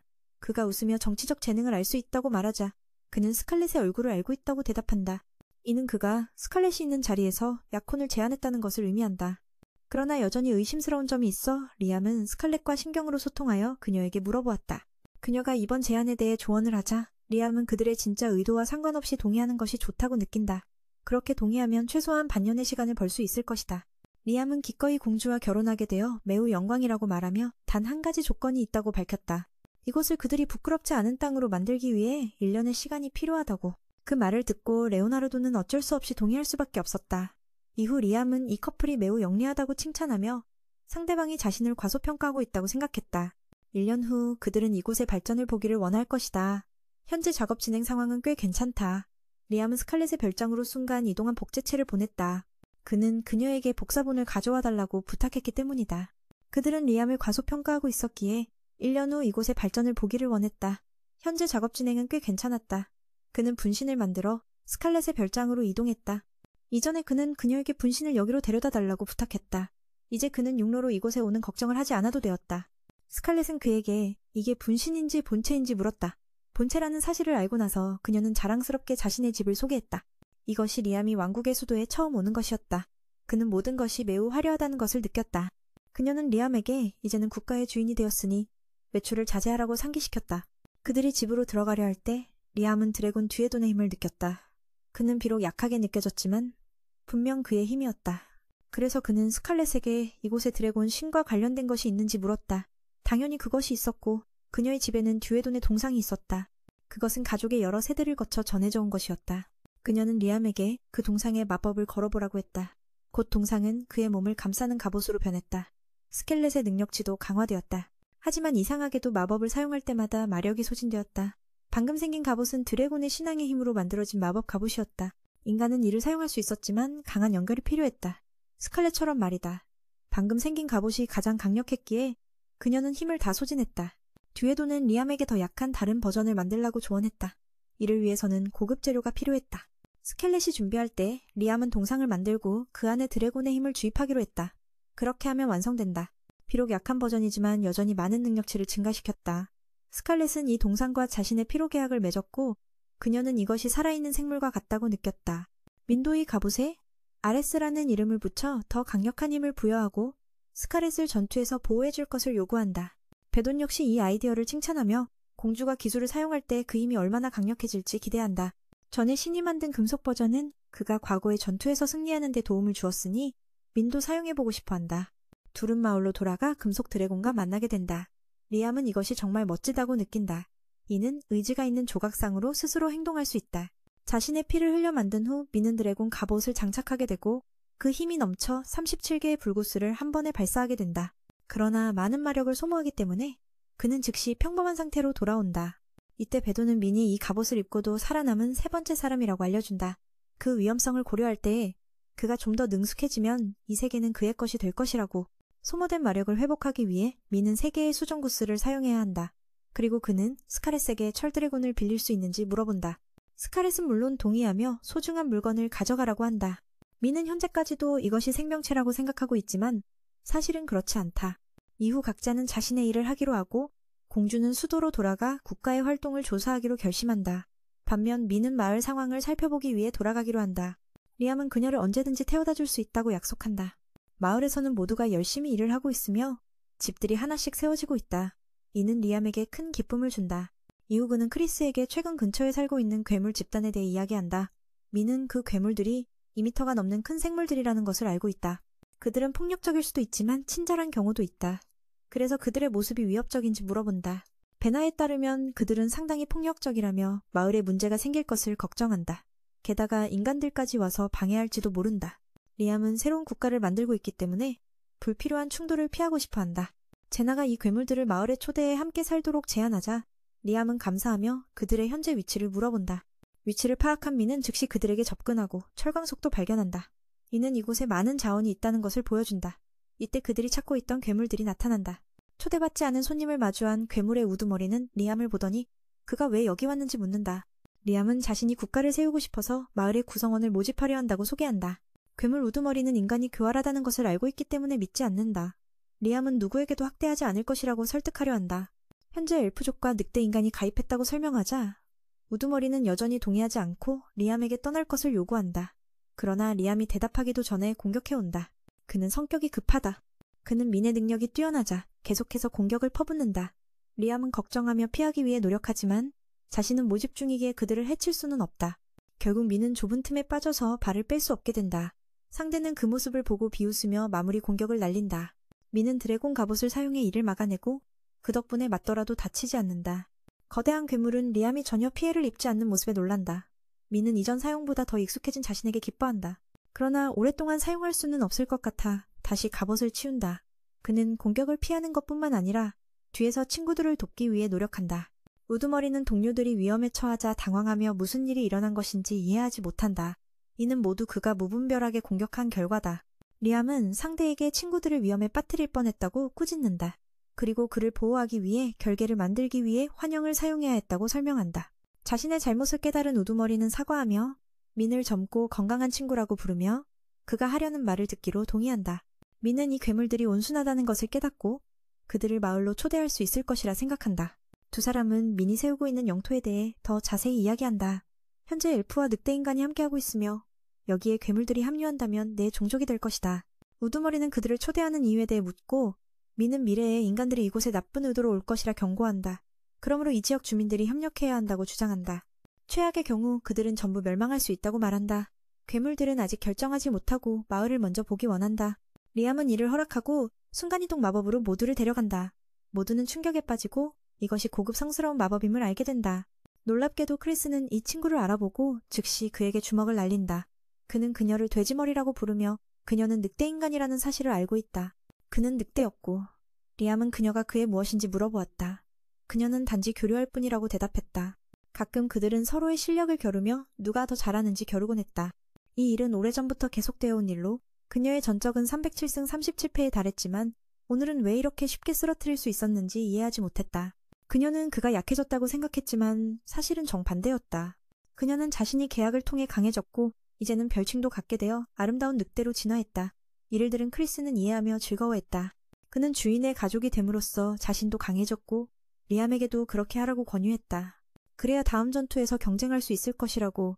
지금처럼 차이가 너무 크면 안 된다고. 크리스는 그가 패배했기 때문에 이제부터는 자신의 말을 들어야 한다고 위협했다. 상대방은 그리 똑똑하지 않아 머리를 굴리는 것을 받아들였다. 그래서 리암은 그를 하이라고 이름 지어주었다.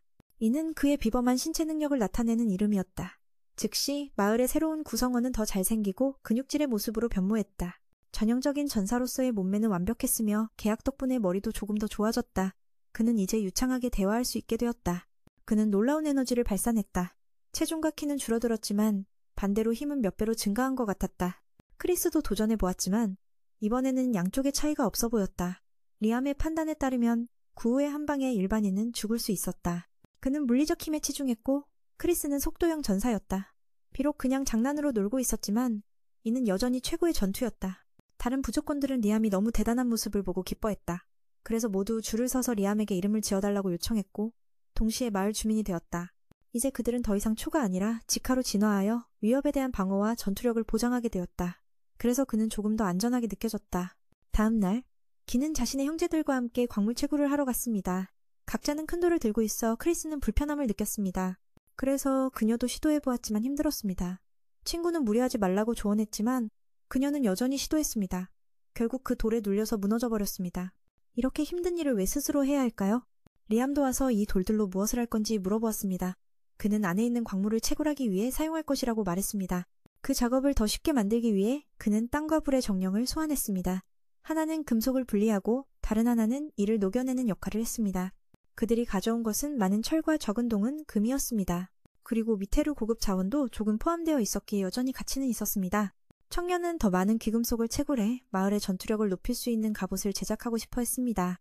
존에게 물어보니 조각상을 만들기 위해선 반드시 고급 미대인을 필요로 한다고 했습니다. 그렇게 해야만 강력한 작품이 탄생할 수 있었습니다. 리암은 다른 금속을 사용해볼 생각이 들었습니다. 비록 드래곤이 경고했지만 실패는 성공의 어머니라는 격언을 생각하며 실험을 하기로 결심했습니다. 그는 이 실패를 마법을 배우는 것과 같다고 느끼며 첫 번째 시도에서 성공할 수 없음을 알고 있었습니다. 실패를 겪으면서 경험을 쌓아야 한다는 것을 깨달았습니다. 그는 불의 정령에게 철을 녹이게 하고 땅의 정령에게 틀을 만들게 했습니다. 뜨거운 금속을 부은 후 그는 힘을 주어 결과를 확인했습니다. 또한 조각상의 이름을 지어 성공 확률을 높이고자 했습니다. 리암은 이 조각상을 아폴로라고 불렀고 그 결과 매우 아름다운 태양 모양의 조각상이 탄생했습니다. 이렇게 강해진 것은 이미 성공적인 일이다. 리암은 마을의 모든 이들에게 이름을 지어주면서 배운 것이 있었다. 적절한 이름을 지어주면 그들은 놀라운 강력한 형태로 진화할 수 있다는 것이다. 그래서 그는 마법 갑옷도 그렇게 될 수 있지 않을까 생각했다. 결국 그는 첫 번째 철갑옷을 성공적으로 만들어냈고 아이디어에 대해 매우 칭찬받았다. 리암은 가능한 한 많은 갑옷을 만들고 싶었지만 여기서 어려운 점은 이름을 짓는 것이었다. 세상에는 그 정도의 단어밖에 없고 새로운 이름을 짓는 것은 불가능했으며 중복해서 사용할 수 없었다. 이 문제는 그를 괴롭혔다. 아직 사용할 수 있는 자원이 많이 남아있었고 며칠간 고민 끝에 그는 약 15개의 갑옷을 만들었다. 더 이상의 생산은 불가능했다. 그래서 그는 세 부족의 가장 강력한 개인에게 균등하게 배분했다. 그리스는 전투에 강한 편이라 매우 강력하게 여겨졌고 엘프 부족은 더 온화했기에 개선이 필요했다. 갑자기 불량배들이 아름다운 엘프들을 노리고 다가왔다. 그들은 그들을 붙잡으면 평생 놀고 먹을 수 있을 것이라 생각했다. 리나가 이를 보고 전투를 요청했다. 미나가 언니의 말을 따라 그대로 행동하며 한 명을 가격해 쓰러뜨렸다. 나머지들은 격분했다. 그러나 그녀가 갑옷을 장착한 후에는 모든 적들을 물리칠 수 있었다. 이제 리암은 이 무명들에게 더 이상 걱정할 필요가 없었다. 이번 사건 이후로 그는 더 많은 갑옷을 만들어 모두가 스스로를 보호할 수 있도록 하고 싶어 했다. 나머지 사람들은 무관심하게 아무 신경도 쓰지 않았다. 단순히 그가 이곳에서 가장 강력한 존재이기 때문이었다. 밤이 찾아오고 청년은 잠을 자지 않고 여러 가지 실험을 하고 싶어 했다. 그는 많은 물의 정령을 소환하여 바닷물에서 소금을 분리해내어 일상적으로 사용할 수 있는 식수를 만들도록 요청했다. 인구가 증가했기 때문에 모든 것을 비축해야만 했다. 만약의 사태에 대비하기 위해서였다. 윈디는 처음으로 진화한 정령으로 그는 주인공 소년과 대화를 나누었다. 정말 고마워. 너 덕분에 이 힘으로 정령들의 영역을 확장할 수 있었어. 그녀는 물체에 영향을 미칠 수 있는 능력이 있다고 알려주었다. 그러자 리암은 그녀의 이름을 제로로 지어 더 강하게 만들고 싶어 했다. 그는 그녀의 조각상을 만들어서 소환해 보았고 과연 성공했다. 이제 그녀는 강화된 드래곤 갑옷이 되었다. 다음 날 그는 지하에 있는 흙 정령인 베나와 물 정령인 크리스와 함께 갑옷을 장착했다. 이 갑옷을 입었을 때 모두가 그 힘을 느낄 수 있었다. 그는 어제보다 10배는 더 강해진 것 같았다. 세 사람은 마을을 안전하게 지키는 핵심 전사가 될 것이다. 하지만 이 갑옷은 엄청난 힘을 소모하기 때문에 여전히 적응할 시간이 필요했다. 내부에서 리암은 정말 순진하다고 생각했다. 만약 세 부족이 모두 갑옷을 장착하게 된다면 한 나라를 초토화할 수 있을 것이다. 그런데도 그는 더 강해지겠다는 의도를 여전히 가지고 있었다. 과연 매와 관련된 것들은 한계가 없었다. 다음 날 리암이 도시로 돌아오자 두 동료가 그가 요즘 어디에 있었는지 물어보았다. 그의 조카는 매우 걱정하며 일이 생긴 줄 알았다. 리암은 갑자기 해결해야 할 일이 많아 미리 이야기하지 못했다고 설명했다. 일단 아스나도 그냥 넘어가기로 했다. 그들은 매가 그들 대신 맡아주었던 돈에 대해 물어보았다. 사실 스칼렛이 그에게 많은 금화를 주었고 그는 두 동료와 일부를 나누었다. 리암은 이 돈을 어떻게 쓸지 전혀 몰라서 두 조카에게 사용하도록 주었다. 그들은 큰 금액을 선물받았다. 아스나와 조디는 무엇을 할지 몰라 다시 청년에게 보관해달라고 부탁했다. 필요할 때 사용하기로 했다. 리암은 아스나가 무엇을 필요로 하는지 물어보았다. 그러자 두 사람은 웃으며 얼마 지나지 않아 마법의 책을 하나 구입했다. 이 마법은 꽤 희귀하다는 생각이 들어서 그들은 금화가 필요하다고 하였다. 아스나는 최근에 그것을 보았기 때문에 리암에게 선물할 생각을 하게 되었다. 리암은 즉시 받아들였고 열어보니 사실 그는 이 마법을 가지고 있지 않았다. 그는 두 동료에게 고마움을 전했으며 조디와 조카는 기뻐했다. 이제 매가 최근의 사건을 설명하기 시작했다. 그가 새로운 나라를 건설하고 있다는 소식을 듣고 그녀는 충격을 받았다. 만약 다른 사람이 말했더라면 믿지 않았을 텐데 리암이 말했으니 믿을 수밖에 없었다. 그가 다시 물어보자 두 사람은 자신이 함께할 것이라고 약속했다. 아스나는 이번에 정말로 그렇게 하겠다고 말하며 그와 함께 평생을 함께하겠다고 했다. 조디도 마찬가지로 그가 계속해서 자신의 여정을 지켜보겠다고 말했다. 현재 세 사람은 가족처럼 서로를 신뢰하고 있었다. 그의 말에 안심한 리암은 앞으로도 더 많은 것을 가르쳐달라고 부탁했다. 아스나는 밖에 나가 놀려고 하다가 리암이 방금 산 마법의 책에서 마법을 배우고 싶다고 했다. 지금 현재 그는 어떤 마법이든 단숨에 익힐 수 있었다. 그는 시연을 해보였고 매우 빠르게 새로운 마법을 익혔다. 정말 대단한 일이다. 그녀는 그 마법이 무엇인지 물어보았고 리암은 사용자가 원하는 만큼의 물건을 담을 수 있는 일종의 물품이었다고 설명했다. 그 외에도 그것은 시전자의 힘에 따라 다르다고 했다. 리암은 매우 강력하기 때문에 수많은 물건을 담을 수 있었다. 그러나 이 물품의 치명적인 약점은 내부 시간이 일반보다 빠르게 흐른다는 것이었다. 그는 그들이 보여주기 위해 물고기에 한 조각을 넣어보았다. 그리고 그것을 꺼내자 썩은 냄새가 났다. 조디는 이 물품이 쓰레기통과 다를 것이 없다고 생각했다. 아스나는 리암에게 이 마법이 유용한지 물어보았다. 마법 시전 시간이 매번 줄어들었습니다. 그렇게 몇 분 만에 그는 새로운 마법을 익혔습니다. 친구가 그게 무엇인지 묻자 리암은 사용자 마음대로 아이템을 넣을 수 있는 일종의 공간 마법이라고 설명했습니다. 이 마법의 효과는 시전자의 힘에 달려있는데 리암은 매우 강력해 많은 물건을 보관할 수 있었죠. 하지만 치명적인 약점도 있었습니다. 이 공간 마법 안에서는 시간이 더 빨리 흘러 넣은 물건이 빨리 상해버린다는 겁니다. 그는 직접 시험해봤는데 생선 한 조각을 넣었다가 꺼내자 심하게 상해 냄새가 났죠. 로디는 이걸 쓰레기통과 다를 바 없다고 생각했습니다. 아스나는 눈을 반짝이며 이 마법이 과연 쓸모 있을까? 라고 물었고 리암은 아직 효과적인 사용법을 찾지 못했다고 답했습니다. 그러던 중 웨이트리스가 술을 가져오자 리암은 아이디어가 떠올랐습니다. 공간 마법 안에서 술을 숙성시키는 거였죠. 그는 밖으로 나가 오늘 막 만든 순수 포도즙과 약간의 효모를 구입해 어둠의 공간에 5분간 넣었습니다. 결과는 성공적이었고 모두가 놀랐지만 리암은 매우 기뻐했습니다. 이 기술을 사용하면 대량으로 빠르게 발효음료를 생산할 수 있게 된 거죠. 정보를 더 기다릴 필요도 없이 그는 이미 여러 병의 포도주스 병을 사서 각 병마다 번호를 매겨 구별할 준비를 마쳤다. 조디는 술을 좋아하는 만큼 그녀가 직접 와인을 시음하고 평가하기로 했다. 와인을 1시간 동안 숙성시킨 후 결과를 내놓았다. 숙성 기간은 365일, 다른 병들도 마찬가지여서 메이는 크게 기뻐했다. 아스나는 그가 또 다른 여성에게 마음이 있는 줄 알고 크게 혼냈다. 현실 세계에서 1시간이 지나면 다이닝 주품 안에서는 1년이 흐른다. 다음 날 메이는 두 여신을 새로운 땅으로 안내하며 사람들에게 소개했다. 즉시 양측은 서로 인사를 나누고 친근함을 드러내며 환영받았다. 마을 사람들은 잔치를 열고 누가 더 요리를 잘하는지 경쟁했다. 위와 크리스는 전사이면서도 요리 실력을 뽐냈다. 어린 늑대는 특별한 양갈비 구이를 만들어 두 여신을 군침 돌게 했다. 한편 아저씨는 자신의 종족 전통 요리를 준비했는데 거대한 고기 한 덩어리였다. 엘프 종족은 지지 않고 향긋한 버섯과 약초를 내었다. 아스나는 아무 걱정 없이 맛있게 식사를 즐겼다. 그렇게 마을은 환상적인 잔치로 가득 찼다. 다음 날 메이는 두 동료와 함께 과일 수확을 도왔다. 이 과일로 리암은 와인을 만들 자신이 있었다. 크리스와 위는 여전히 서로 경쟁하며 작은 것 하나도 자랑했다. 베나는 그들을 꾸짖었는데 같은 나무에서 과일을 모두 따버렸기 때문이다. 그때 갑자기 누군가가 그들을 공격했다. 메인이 마법을 썼지만 놀랍게도 상대는 아무런 피해도 입지 않고 도망쳤다. 뚱뚱한 아이가 광분의 동료를 물어뜯기 시작했다. 다행히 아저씨가 이를 막았다. 이 광경을 본 리암은 어찌할 바를 몰랐다.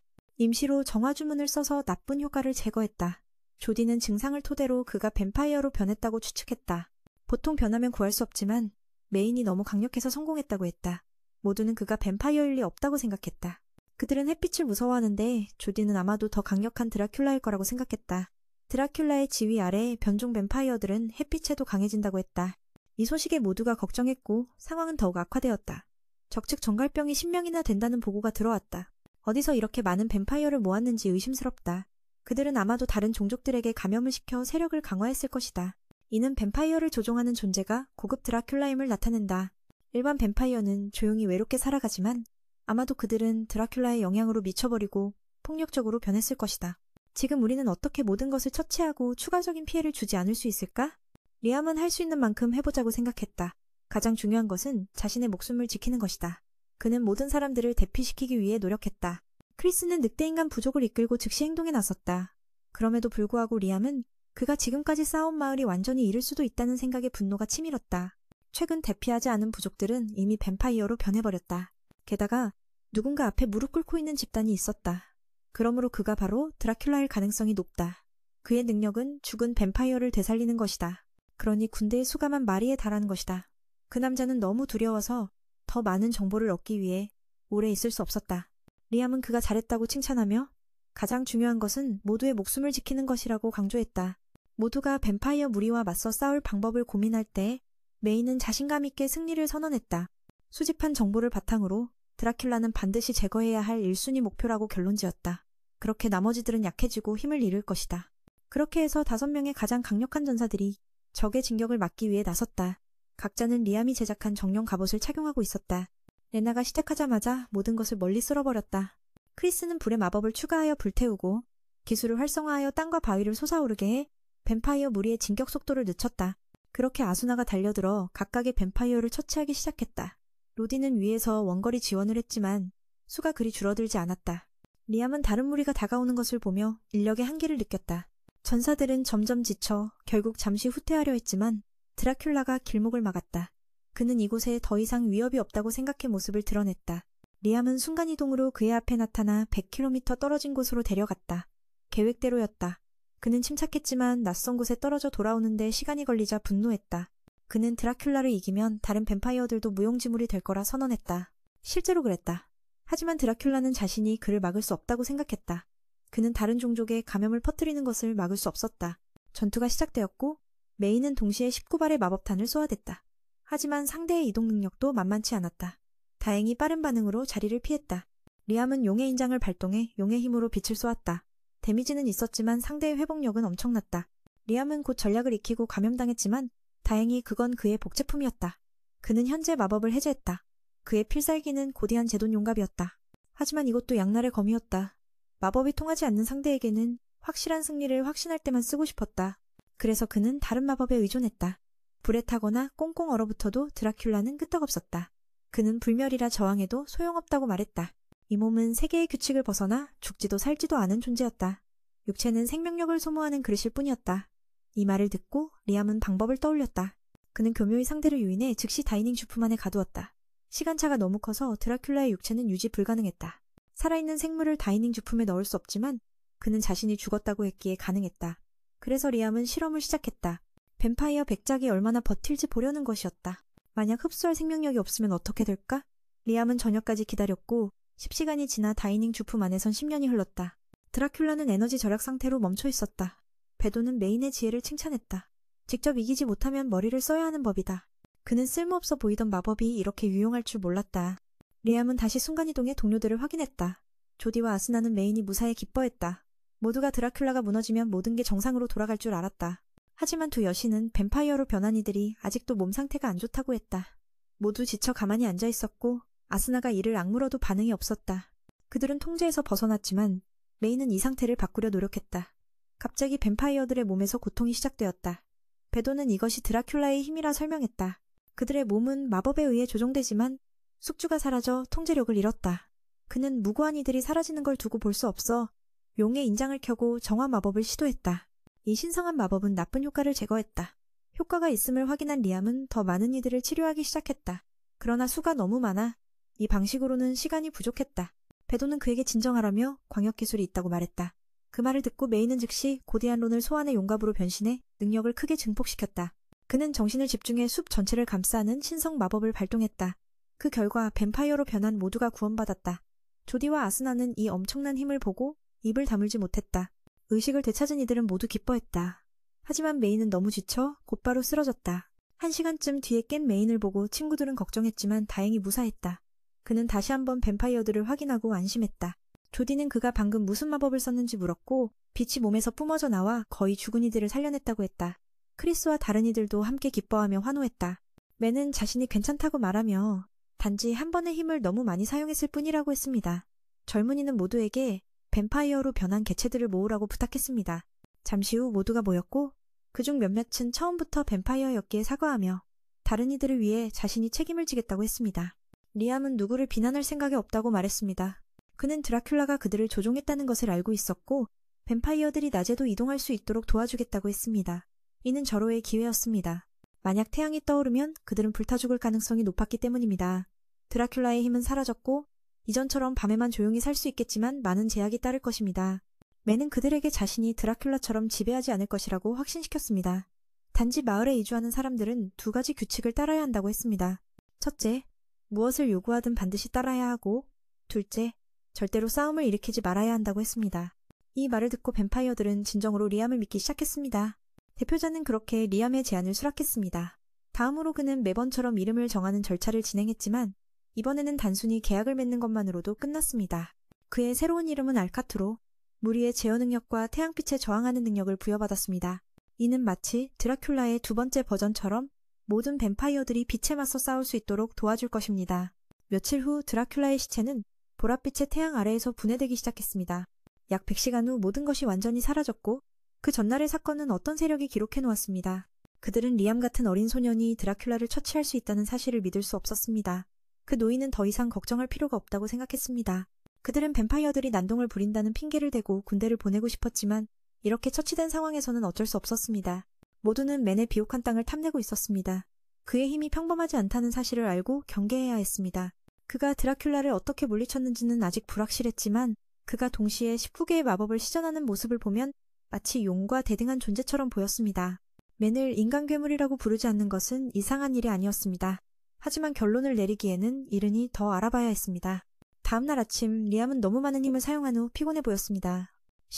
0명의 사람들과 계약을 맺는 것은 가능했지만 모든 사람의 이름을 지어주는 것은 힘들었습니다. 또한 그는 슬림이라는 두 아이를 데려왔고 그들은 리암의 형상을 나무로 조각해 선물했습니다. 보기에는 다소 조잡했지만 이 시점에서 그들의 발전 속도를 고려하면 매우 뛰어난 일이었습니다. 현재 모든 마을 주민들은 집을 확장하기 위해 노력하고 있었고 리암은 자신 있게 그것이 도시가 되었다고 선언할 수 있었습니다. 이를 잘 아는 사람들은 이전에 일한 경험을 바탕으로 새로운 주민들을 지도하고 하이팀은 순찰을 맡아 안전을 보장했습니다. 그리스의 늑대 부족은 모든 사람을 위해 식량을 사냥하는 일을 맡았습니다. 다행히 이 지역에는 모든 것을 먹여 살릴 수 있는 자원이 풍부했습니다. 이후 그들은 근처에서 한 인간을 발견했다고 보고했습니다. 물어보니 다른 곳에서 온 상인이 이 지역의 왕을 만나고 싶어 했습니다. 리암은 그와의 만남도 괜찮다고 생각했습니다. 하지만 자신이 왕이라고는 아직 말하지 않았습니다. 형은 리암이 처음부터 그들의 마음속의 왕이었다고 말했습니다. 주위 사람들에게 직접 왕이 맞는지 물어보자 모두가 동의했습니다. 그리하여 리암은 자신이 왕이라는 사실을 깨달았습니다. 드래곤 도네가 나타나 그가 잘하고 있다고 칭찬했습니다. 이후 모든 마을 사람들 앞에서 드래곤 도네는 리암이 이 지역의 왕이라는 것을 선언했습니다. 이제 이곳은 그들의 새로운 왕국이 될 것입니다. 그 후 리암은 스칼렛의 집으로 바로 이동했습니다. 요즘 만나지 못해 조금 그리워했습니다. 또한 지난 며칠 동안의 중요한 일들에 대해 이야기할 필요가 있었습니다. 자밀 왕국에서 조사한 결과 그녀는 이상한 점을 발견하지 못했습니다. 하지만 그 때문에 모든 사람을 의심하게 되었습니다. 그녀는 리암의 땅이 너무 비옥해서 그들이 이를 무시할 수 없다고 생각했습니다. 이 말을 듣고 리암은 혹시 약속의 땅에 보물이 숨겨져 있는 것이 아닐까 생각했습니다. 드래곤 도네에게 물어보니 그는 잠시 침묵하더니 이 문제는 추가 조사가 필요하다고 했습니다. 리암은 스칼렛에게 함께 놀러가고 싶다고 물어봤지만 그녀는 아직 조사해야 할 일이 많다고 대답했습니다. 그들은 환호하며 이곳이 새로운 왕국이 될 것이라 축하했다. 이후 그는 스칼렛의 집으로 순간이동했다. 최근 만나지 못해 그녀가 그리웠기 때문이었다. 또 중요한 이야기를 나누기 위해서였다. 최근 자밀 왕국 상황을 조사했지만 이상한 점은 없었다. 그러나 그렇기에 모두를 의심하게 되었다고 말했다. 폐하부터 각 대신들까지 모두 음모를 숨기고 있었고 그녀의 감각으로는 리암의 땅이 너무 비옥해서 그들이 무시할 수 없는 곳 같았다. 그래서 그는 약속의 땅에 어떤 보물이 숨겨져 있는 건 아닐까 하고 물었지만 동경은 침묵했다. 이 문제는 더 조사하기로 하고 그는 먼저 집으로 돌아가기로 했다. 그리고 스칼렛에게 같이 놀러 가자고 물었지만 아직은 어렵다는 대답을 들었다. 더 조사가 필요하다고 했다. 혹시라도 병고가 있을 때 경고하기 위해서였다. 그래서 그는 다음에 다시 방문하겠다고 약속했다. 그리고 왜 이 땅이 이렇게 많은 관심을 받는지 다시 물었지만 동경이 모든 걸 알고 있지만 거짓말을 할 수 없어서 침묵하는 것 같았다. 용친구는 그가 12살짜리 아이답지 않다며 감탄했다. 진짜 대단하다며. 숨겨진 비밀에 대해 동경은 그것이 고디언 존과 연관되어 있다고 말했다. 리암은 그 용의 임무가 용갑을 입은 자를 보호하는 것이라 생각했지만 사실 동경은 자신과는 다른 버전을 만들어 더 큰 보물을 지키려 한 것이었다. 그는 즉시 이전에 금속용을 발견했던 장소로 순간이동했다. 그것이야말로 진짜 지켜야 할 것이었다. 베돈이 그에게 마법진의 빈 공간을 채우는 힘을 사용하는 법을 가르쳤다.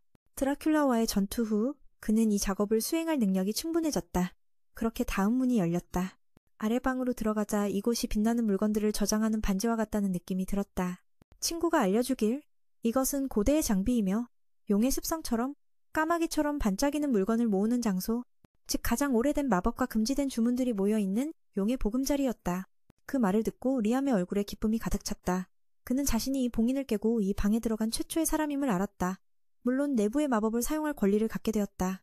새 마법을 써보려 했지만 갑자기 작동하지 않았다. 이 공간은 모든 현대 마법의 사용을 막고 있었다. 다행히도 순간이동 능력은 여전히 사용할 수 있었다. 빠져나온 후 다시 들어가 리암은 마법 봉인을 깨는 방법을 실험하기 시작했다. 물리 피해를 입히면 효과가 없었고 일반 마법을 구슬에 쏘면 오히려 2배가 되었다. 용친구의 설명을 듣고 나는 복제를 만들어 힘을 합쳐 빨리 해치우기로 했다. 혼자 하려면 너무 오래 걸렸을 테니까 짧은 시간 안에 성공했고 동경을 놀라게 했다. 즉시 그는 새로운 고대 마법을 배웠다. 이 마법은 모든 물리 피해를 흡수하는 방패를 만든다. 특정 상황에서 매우 유용하지만 단 한 번만 막을 수 있는 단점이 있다. 하지만 광역 공격이라면 모두 막아낼 수 있다. 이 마법을 사용하려면 리암은 자신의 몸에 마법진을 새겨야 한다. 다음으로 소개된 것은 마법 공격을 방어하는 형태의 방패였다. 리암은 드래곤 동굴에서의 사용에 익숙해져 있었기에 복제본은 학습하고 본체는 여기에 마법을 시전하는 방식으로 쉽게 진행할 수 있었다. 듀에돈 역시 몇 분 만에 마법을 배우는 이 과정을 보고 놀라움을 금치 못했다. 젊은이는 잠을 자지 않고 자신의 몸이 마력을 느끼는 데 적응하게 하며 동시에 2가지 방패를 동시에 사용하는 법을 배우고 있었다. 하지만 2가지를 동시에 사용하기 위해서는 적절하게 변형해야 했다. 만약 2개를 동시에 사용하면 엄청난 힘이 소모되기 때문이다. 게다가 적의 공격을 예측해야만 마법을 발동할 수 있었다. 듀에도는 젊은이의 마법에 대한 열망을 감명 깊게 바라보며 새로운 것을 창조하려는 호기심이 그의 가장 큰 힘이라고 생각했다. 며칠 후 아스나가 리암을 17번 지점으로 부른다. 마을에 도착한 리암은 병사들과 왕실 마차를 발견하고 그들이 펜타공국의 사자라고 소개한다. 중요한 업무로 인해 리암을 만나고 싶다는 요청에 리암은 동의하지만 왕족과의 만남은 아직 익숙하지 않다.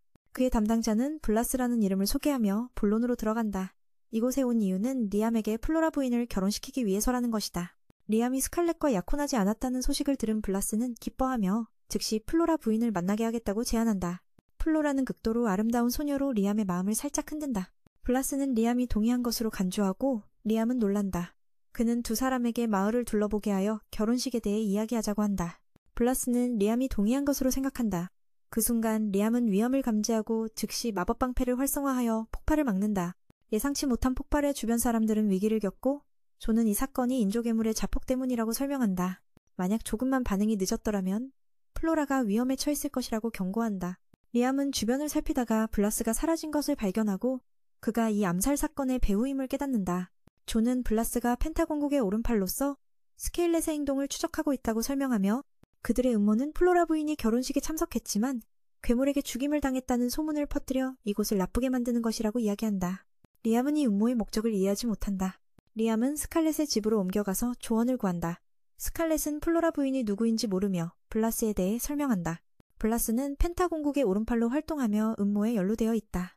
스칼렛은 이들의 계획이 결혼식 후 괴물의 공격으로 인해 발생할 것이라고 말한다. 리암은 플로라가 혼수 상태에 빠진 것을 알리며 그녀가 위험하다고 경고한다. 리암은 자신이 어떤 공격도 막을 수 있다고 하자 플로라는 그와는 달리 자신의 상황을 걱정한다. 그녀는 저주를 받고 있으며 저주를 풀지 않으면 죽을 것이라고 설명한다. 리암은 위험을 감수하고 플로라의 저주를 해제하기로 결심한다. 그는 자신의 힘으로 저주를 풀어버리며 플로라는 이를 보고 놀란다. 스칼렛은 리암의 능력에 자부심을 느끼고 플로라를 안전하게 지키겠다고 약속한다. 리암은 플로라가 이곳에 머물도록 초대하며 그녀는 기쁘게 동의한다. 플로라는 저주가 그녀를 괴물로 변하게 만들 것이라고 경고하며 리암은 그녀를 보호하겠다고 다짐한다. 블라스와 펜타공국의 사람들은 더 이상 그녀를 해치지 않을 것이라고 약속한다. 리암은 스칼렛의 집으로 돌아와 블라스와 그들의 행동에 대해 분노를 표한다. 스칼렛은 이 문제를 해결하기 위해 강력한 힘을 보여주어야 한다고 주장하며 리암은 이를 어떻게 할지 고민한다. 스칼렛은 국가의 힘을 보여주는 방법에 대해 조언한다. 스칼렛은 리암에게 새로운 화폐를 발행하자고 제안한다. 그녀는 리암이 만든 갑옷을 보여주며 이 갑옷이 매우 정교하다는 것을 강조한다. 그녀는 이후 3가지 종류의 동전을 보여주며 이 동전들이 매우 특이하다고 말한다.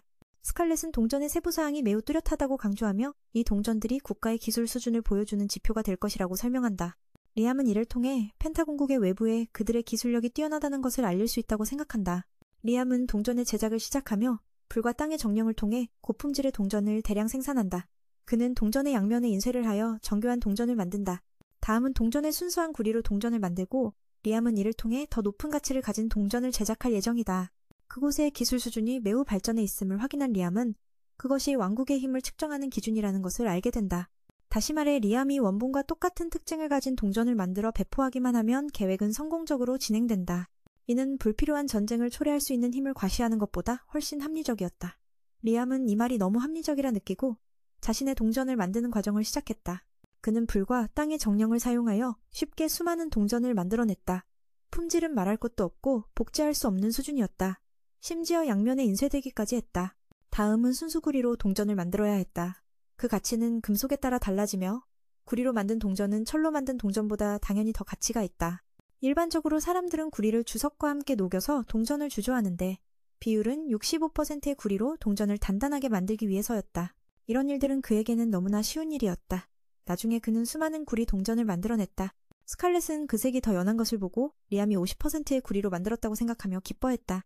그녀는 주인이 세상에서 유일하게 세밀한 특징을 가진 동전을 대량 생산할 수 있는 사람이라고 믿었다. 다음 날 그는 조디와 아스나에게 두 종류의 동전을 감정하러 가도록 부탁했다. 동전을 검사할 때 그들은 그것이 약속의 땅에서 생산된 것이라고 설명했다. 이곳 사람들은 그곳이 괴물의 왕국이라는 소문을 들었다. 요약하자면 이 동전은 곧 발행될 예정이므로 현재의 동전들과 비교해 그 가치가 어떤지 알아야 했다. 그 노인은 매우 충격을 받았다. 왜냐하면 그것은 현재의 야밀 동전보다 순도와 세부 사항에서 확연히 우수했기 때문이다. 또한 그는 다른 구리 동전들도 보여주었다. 조디는 그것의 순도가 50%라고 말했다. 평가에 따르면 이 동전이 발행된다면 다른 동전들보다 3배의 가치를 지닐 것이라고 했다. 이를 들은 두 사람은 매우 기뻐했다. 그래서 그 이후로 리암은 정령들이 계속해서 동전을 만들 수 있도록 하였다. 스칼렛은 그 편지는 큰 형에게서 온 것이었고 읽고 나서 정말 화가 나서 피가 거꾸로 솟았다. 그 아버지는 온통 듣기 싫은 말들만 썼다. 공주는 매우 화가 나서 그가 자신을 왕으로서 만날 것을 요구한 것을 농담으로 생각했다. 리암은 그녀가 자신의 분노를 드러내는 모습을 보고 기뻐했다. 그녀에게 의견을 물었으나 그녀는 듣지 말라고 했다. 안드레예프는 아직 가문을 대표하고 있지 않은 것 같았다. 아마도 그는 전에 저지른 실수를 만회하려고 미인을 이용하고 싶어하는 것일지도 모른다. 그녀는 이제 주인이 이런 종류의 편지에 대해 반응할 필요가 없다고 생각했다. 그 말을 듣고 그녀는 항상 자신의 문제를 해결해주는 뛰어난 군사 고문에게 감사했다. 다음 날 브루노가 약속의 땅에 와서 동생을 만나기로 했다. 처음에는 이곳이 괴물의 왕국이라고 들었지만 이렇게 번영한 모습은 정말 놀라웠다. 그는 몇 가지 일을 논의하고 싶어 했다. 그래서 스칼렛이 그를 초대했다. 브루노는 동생이 공주와 친밀하게 지내는 모습을 보며 기뻐했다. 아마 곧 그녀와 결혼할지도 모른다고 생각했다. 내부로 들어가자 그는 가족이 이 나라와 거래를 할 수 있도록 허가해달라고 요청했다. 브루노는 조심스럽게 동생을 왕이라고 부르자 동생은 약간 쑥스러워하며 모든 규정과 법을 준수하겠다고 약속했다. 그가 그렇게 간청하는 모습을 보며 리암은 차분하게 처음부터 다시 말해보라고 했다. 브루노는 이 지역이 세계의 다른 나라에 둘러싸여 있다고 설명했다. 그는 동생의 능력으로 곧 이곳이 발전할 것이라고 믿었다. 앞으로 이곳은 무역 통로의 연결점이 될 가능성이 높았다. 그래서 그는 먼저 이 요청을 하러 온 것이었다. 큰형이 리암을 만나자고 요구한 것과는 달리 브루노는 미인이 상속받지 못한 것처럼 현재는 가난한 귀족으로 볼 수 있었다. 그러나 이 형은 매우 잘 알고 있는 사람으로 동생에게 고개를 숙이고 왔다. 스칼렛은 그를 존중하며 미인에게 동의하라고 신호를 보냈고 그로 인해 브루노는 매우 기뻐했다. 리암으로 환생한 그는 브루노에게도 존경을 표하고 싶어 했다. 그래서 스칼렛과 정신적으로 연결되어 더 많은 혜택을 제공하기 위해 노력했다. 그녀는 그를 모든 문제에서 잘 대해야 한다고 생각했고 세금 우선권과 이 도시에서의 기지 설립을 제안했다. 그러나 큰형인 암브라비스에게는 차가운 태도로 대하여 그쪽 사람들에게 경각심을 주려 했다. 브루노는 이후 아내에게 기쁜 소식을 전하기 위해 돌아갔다. 단지 리암보다 한 살 많을 뿐인 이 형은 정말로 이해심이 깊은 사람이다. 스칼렛의 평가에 따르면 그는 혈연을 이용하기보다는 처음부터 진실한 접근을 택했다. 그 드래곤은 지위의 변화가 사람들을 변화시킬 것이라고 생각했으며 이는 그가 예전에 자밀의 첫 번째 왕에게 귀족들이 국가에 기여하지 않으면 명예를 잃게 하자고 제안한 이유이기도 하다. 리암은 그 제안이 부도낼 것이라는 사실에 충격을 받았다. 그는 스칼렛에게 이 이야기를 들려주었고 그녀는 감탄했다. 그 시스템 덕분에 현재 대다수의 귀족들은 왕국을 지키기 위해 성과를 이루기 위해 애쓰고 있다. 리암은 자신의 약점을 극복하기 위해 마법을 외워서 장막을 활성화해야 한다는 것을 깨달았다. 비록 동시에 주문을 외울 수 있는 능력이 있지만 너무 많은 힘을 소모하기 때문에 무념의 마법을 배우기로 했다. 그 드래곤은 소녀로 변신했지만 이건 평범한 사람에게는 다소 어렵다. 그러나 리암에게는 꽤 쉬운 일이었다. 그는 반나절의 노력으로 기본적인 것들을 익힐 수 있었다. 이후 리암은 레돈의 도움을 받아 힘을 몸의 각 부위에 배분하는 연습을 계속했다. 레돈은 리암이 거의 완전히 드래곤의 몸을 통제하고 있다고 기뻐했다. 그러나 리암은 다음 단계로 넘어가는 것이 지루해졌다. 그는 친구가 몸속으로 들어갔다가 다시 나오는 것을 보고 그 이유를 모르겠다고 생각했다. 돈경의 지시에 따라 몸에 마법진을 새기는 임무가 진행되었다. 메이는 거의 완전히 용의 몸을 제어할 수 있게 되어 다음 단계로 넘어가려 했다. 하지만 리암은 벌써 지루함을 느끼기 시작했다. 이렇게 오래 훈련할 줄은 몰랐다. 친구는 그 후용 안으로 들어갔다가 다시 나왔는데 이유는 알 수 없었다. 레돈이 말했다. 훈련을 마치면 스스로 깨닫게 될 거라고. 이후 둘은 줄다리기 놀이를 시작했다. 하지만 일반 힘이 아니라 마력을 줄에 실어 당기는 방식이었다. 처음에는 10파워로 시작해 점점 난이도를 높였다. 리암은 용의 마력을 반대쪽 줄 끝에 맞춰 조절해야 했다. 실패하면 힘에 밀려 땅에 쓰러진다. 상대의 마력을 통제하려면 그는 더 많은 노력이 필요했다. 완전히 집중해야만 겨우 그 얇은 마력의 흐름을 감지할 수 있었어. 이번에는 더 이상 그를 곤란하게 하지 않았지. 그는 마력이 공기를 통해서도 느껴질 수 있다는 걸 깨달았어. 꼭 실체를 통해서만 느껴야 하는 건 아니었거든. 하지만 조금만 집중을 잃으면 그 마력은 사라져버릴 것 같았어. 레돈도 그 청년의 재빠른 이해력에 감탄했지. 그는 의아해했어. 명백히 신룡이 자신보다 훨씬 강한데 왜 작은 마력만 느껴질까? 설명하길 몸에 들어갔을 때 이미 남는 힘을 조금 남겨두었기 때문에 지금은 그와 같은 양의 마력만 지니고 있다고. 수업을 마친 후에는 마력을 한꺼번에 최대한 많이 발산하는 연습을 했어. 청년도 도전해봤지. 19개의 불덩이를 쏘려다 뜻밖의 29개가 나왔어. 마력은 변함없는데도 그렇게 많이 쏠 수 있다니. 리암도 놀랐어. 신룡은 사지와 감각을 단련해 마법의 힘을 더 효율적으로 쓰는 법을 익혔다고 했지. 이 경험 후에 그는 최적화만으로도 큰 차이를 만들 수 있다는 걸 깨달았어. 레도는 계속해서 리암에게 다양한 지식을 전해주었고 그는 기뻐했지. 현재 사람들의 손으로 건설된 도시는 빠르게 성장 중이야. 리암은 문제를 방지하기 위해 자주 회의를 열어 보고를 받았어. 마을은 자급자족 체제인데 물과 소금만은 충분하지 않아 리암에게 의존하고 있지. 일상에 꼭 필요한 두 가지라서 말이야. 아수나는 평소 어디서 그렇게 많은 소금을 구하는지 궁금해했어. 그는 바닷물에서 만들어낸 거라고 대답했지. 대양에서 끌어와서. 스칼렛은 일어나 신룡님과 이야기하려 했어. 약속의 땅에 소금 호수나 채취할 수 있는 곳이 있는지 묻고 싶었거든. 레도는 도시 남서쪽에 그들이 필요한 게 있다고 알려주었어. 리암이 어떻게 알았냐고 묻자 그곳이 소와 양이 모이는 곳이라 말했지. 스칼렛도 거기가 진짜 소금이 있다고 확신했어. 모두가 그 분야 지식이 부족해서 공주에게 물었더니 소와 양은 소금을 핥는 걸 좋아해서 그들이 모이는 곳이라면 바로 필요한 게 있다는 뜻이라고 답했어. 그녀는 신룡님에게 정확한 위치를 찾아달라 요청했고 레도는 회의 후 리암에게 알려주겠다며 승낙했어. 마무리함에 아수나는 이 땅에 바다가 있다면 얼마나 좋을까 상상했어. 마법으로 바닷물을 끌어오는 건 임시방편일 뿐 진짜 바다가 있으면 모든 문제가 해결될 텐데 집에 돌아와 리암은 신룡과 소금 이야기를 나누었지. 아수나는 바다가 있으면 좋겠다고 했고 신룡은 그 말을 듣고 지형을 크게 바꾸는 건 영향이 크고 마력이 부족할까 걱정했어. 하지만 이미 바다를 만들 생각을 하고 있었다는 뜻이었지. 약속의 땅에 새로운 바다, 정확히는 바닷물 호수를 만들어서 연결시킨 거야. 자연스럽게 바닷물이 계속 공급되니 사용 후 물이 줄지 않을 걱정을 덜게 되었어. 생명체가 그 호수에 빠져도 마법의 관문을 통해 빠져나가지 못하게 막았고 스칼렛도 그런 주인 생각에 자랑스러워했어. 아수나는 오늘 날씨가 좋아 바다에서 목욕하고 싶다는 아이디어가 떠올랐어. 처음엔 공주가 반대했지만 매혹적인 옷을 입어 신룡을 유혹한다는 말에 동의했지. 아수나는 마을로 달려가 여왕 자매들에게 알렸어. 곧 해변은 아름다운 소녀들로 가득 찼어. 조디도 와서 신룡에게 이 수영복이 마음에 들지 않냐고 물었지.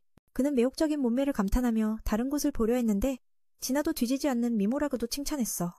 당황스러워 다른 곳으로 가려던 찰라크리스가 달려와 그를 끌어안고 왜 그렇게 옷차림이 노출이 심하냐고 물었지.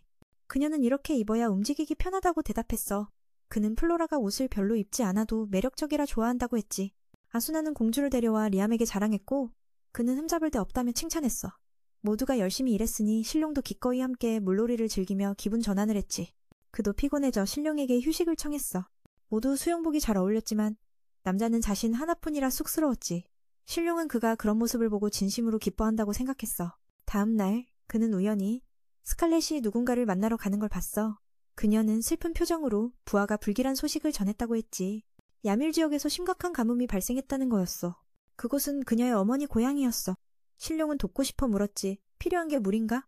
그럼 자신이 제공할 수 있다고. 물의 정령 덕분에 그들은 바다에서 어떤 물이든 만들어낼 수 있었거든.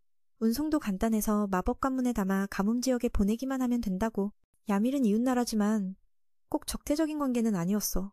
그곳은 그녀의 어머니의 고향이었다. 이 소식을 듣고 메이는 그들을 도와주고 싶어하며 그들이 물이 필요하다면 자신이 바다에서 생성할 수 있는 정수로 도와줄 수 있다고 말했다. 게다가 운반도 쉽고 물품으로 담아서 가뭄 지역에 가져가기만 하면 된다. 이자밀은 이웃 국가지만 결코 그들과 좋은 관계가 아닐지라도 그래서 스칼렛은 왕에게 먼저 의견을 묻고 싶어 했다.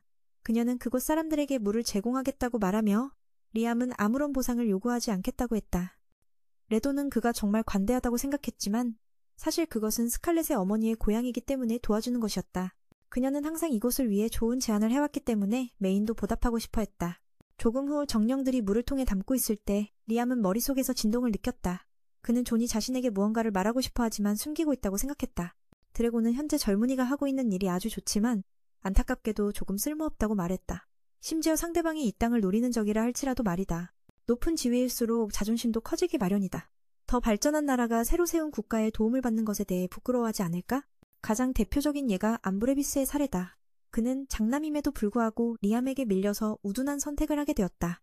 드래곤 신의 의견은 현재 자밀의 왕이 장남과 매우 닮아 있다는 것이었다. 게다가 너무 큰 은혜는 나중에 문제가 될 수 있다. 리암이 보답을 받고 싶지 않아도 사람들은 여전히 의심하게 될 것이다. 드래곤 신의 말처럼 스칼렛이 저쪽 사람들을 만나고 돌아왔을 때 거절당했다.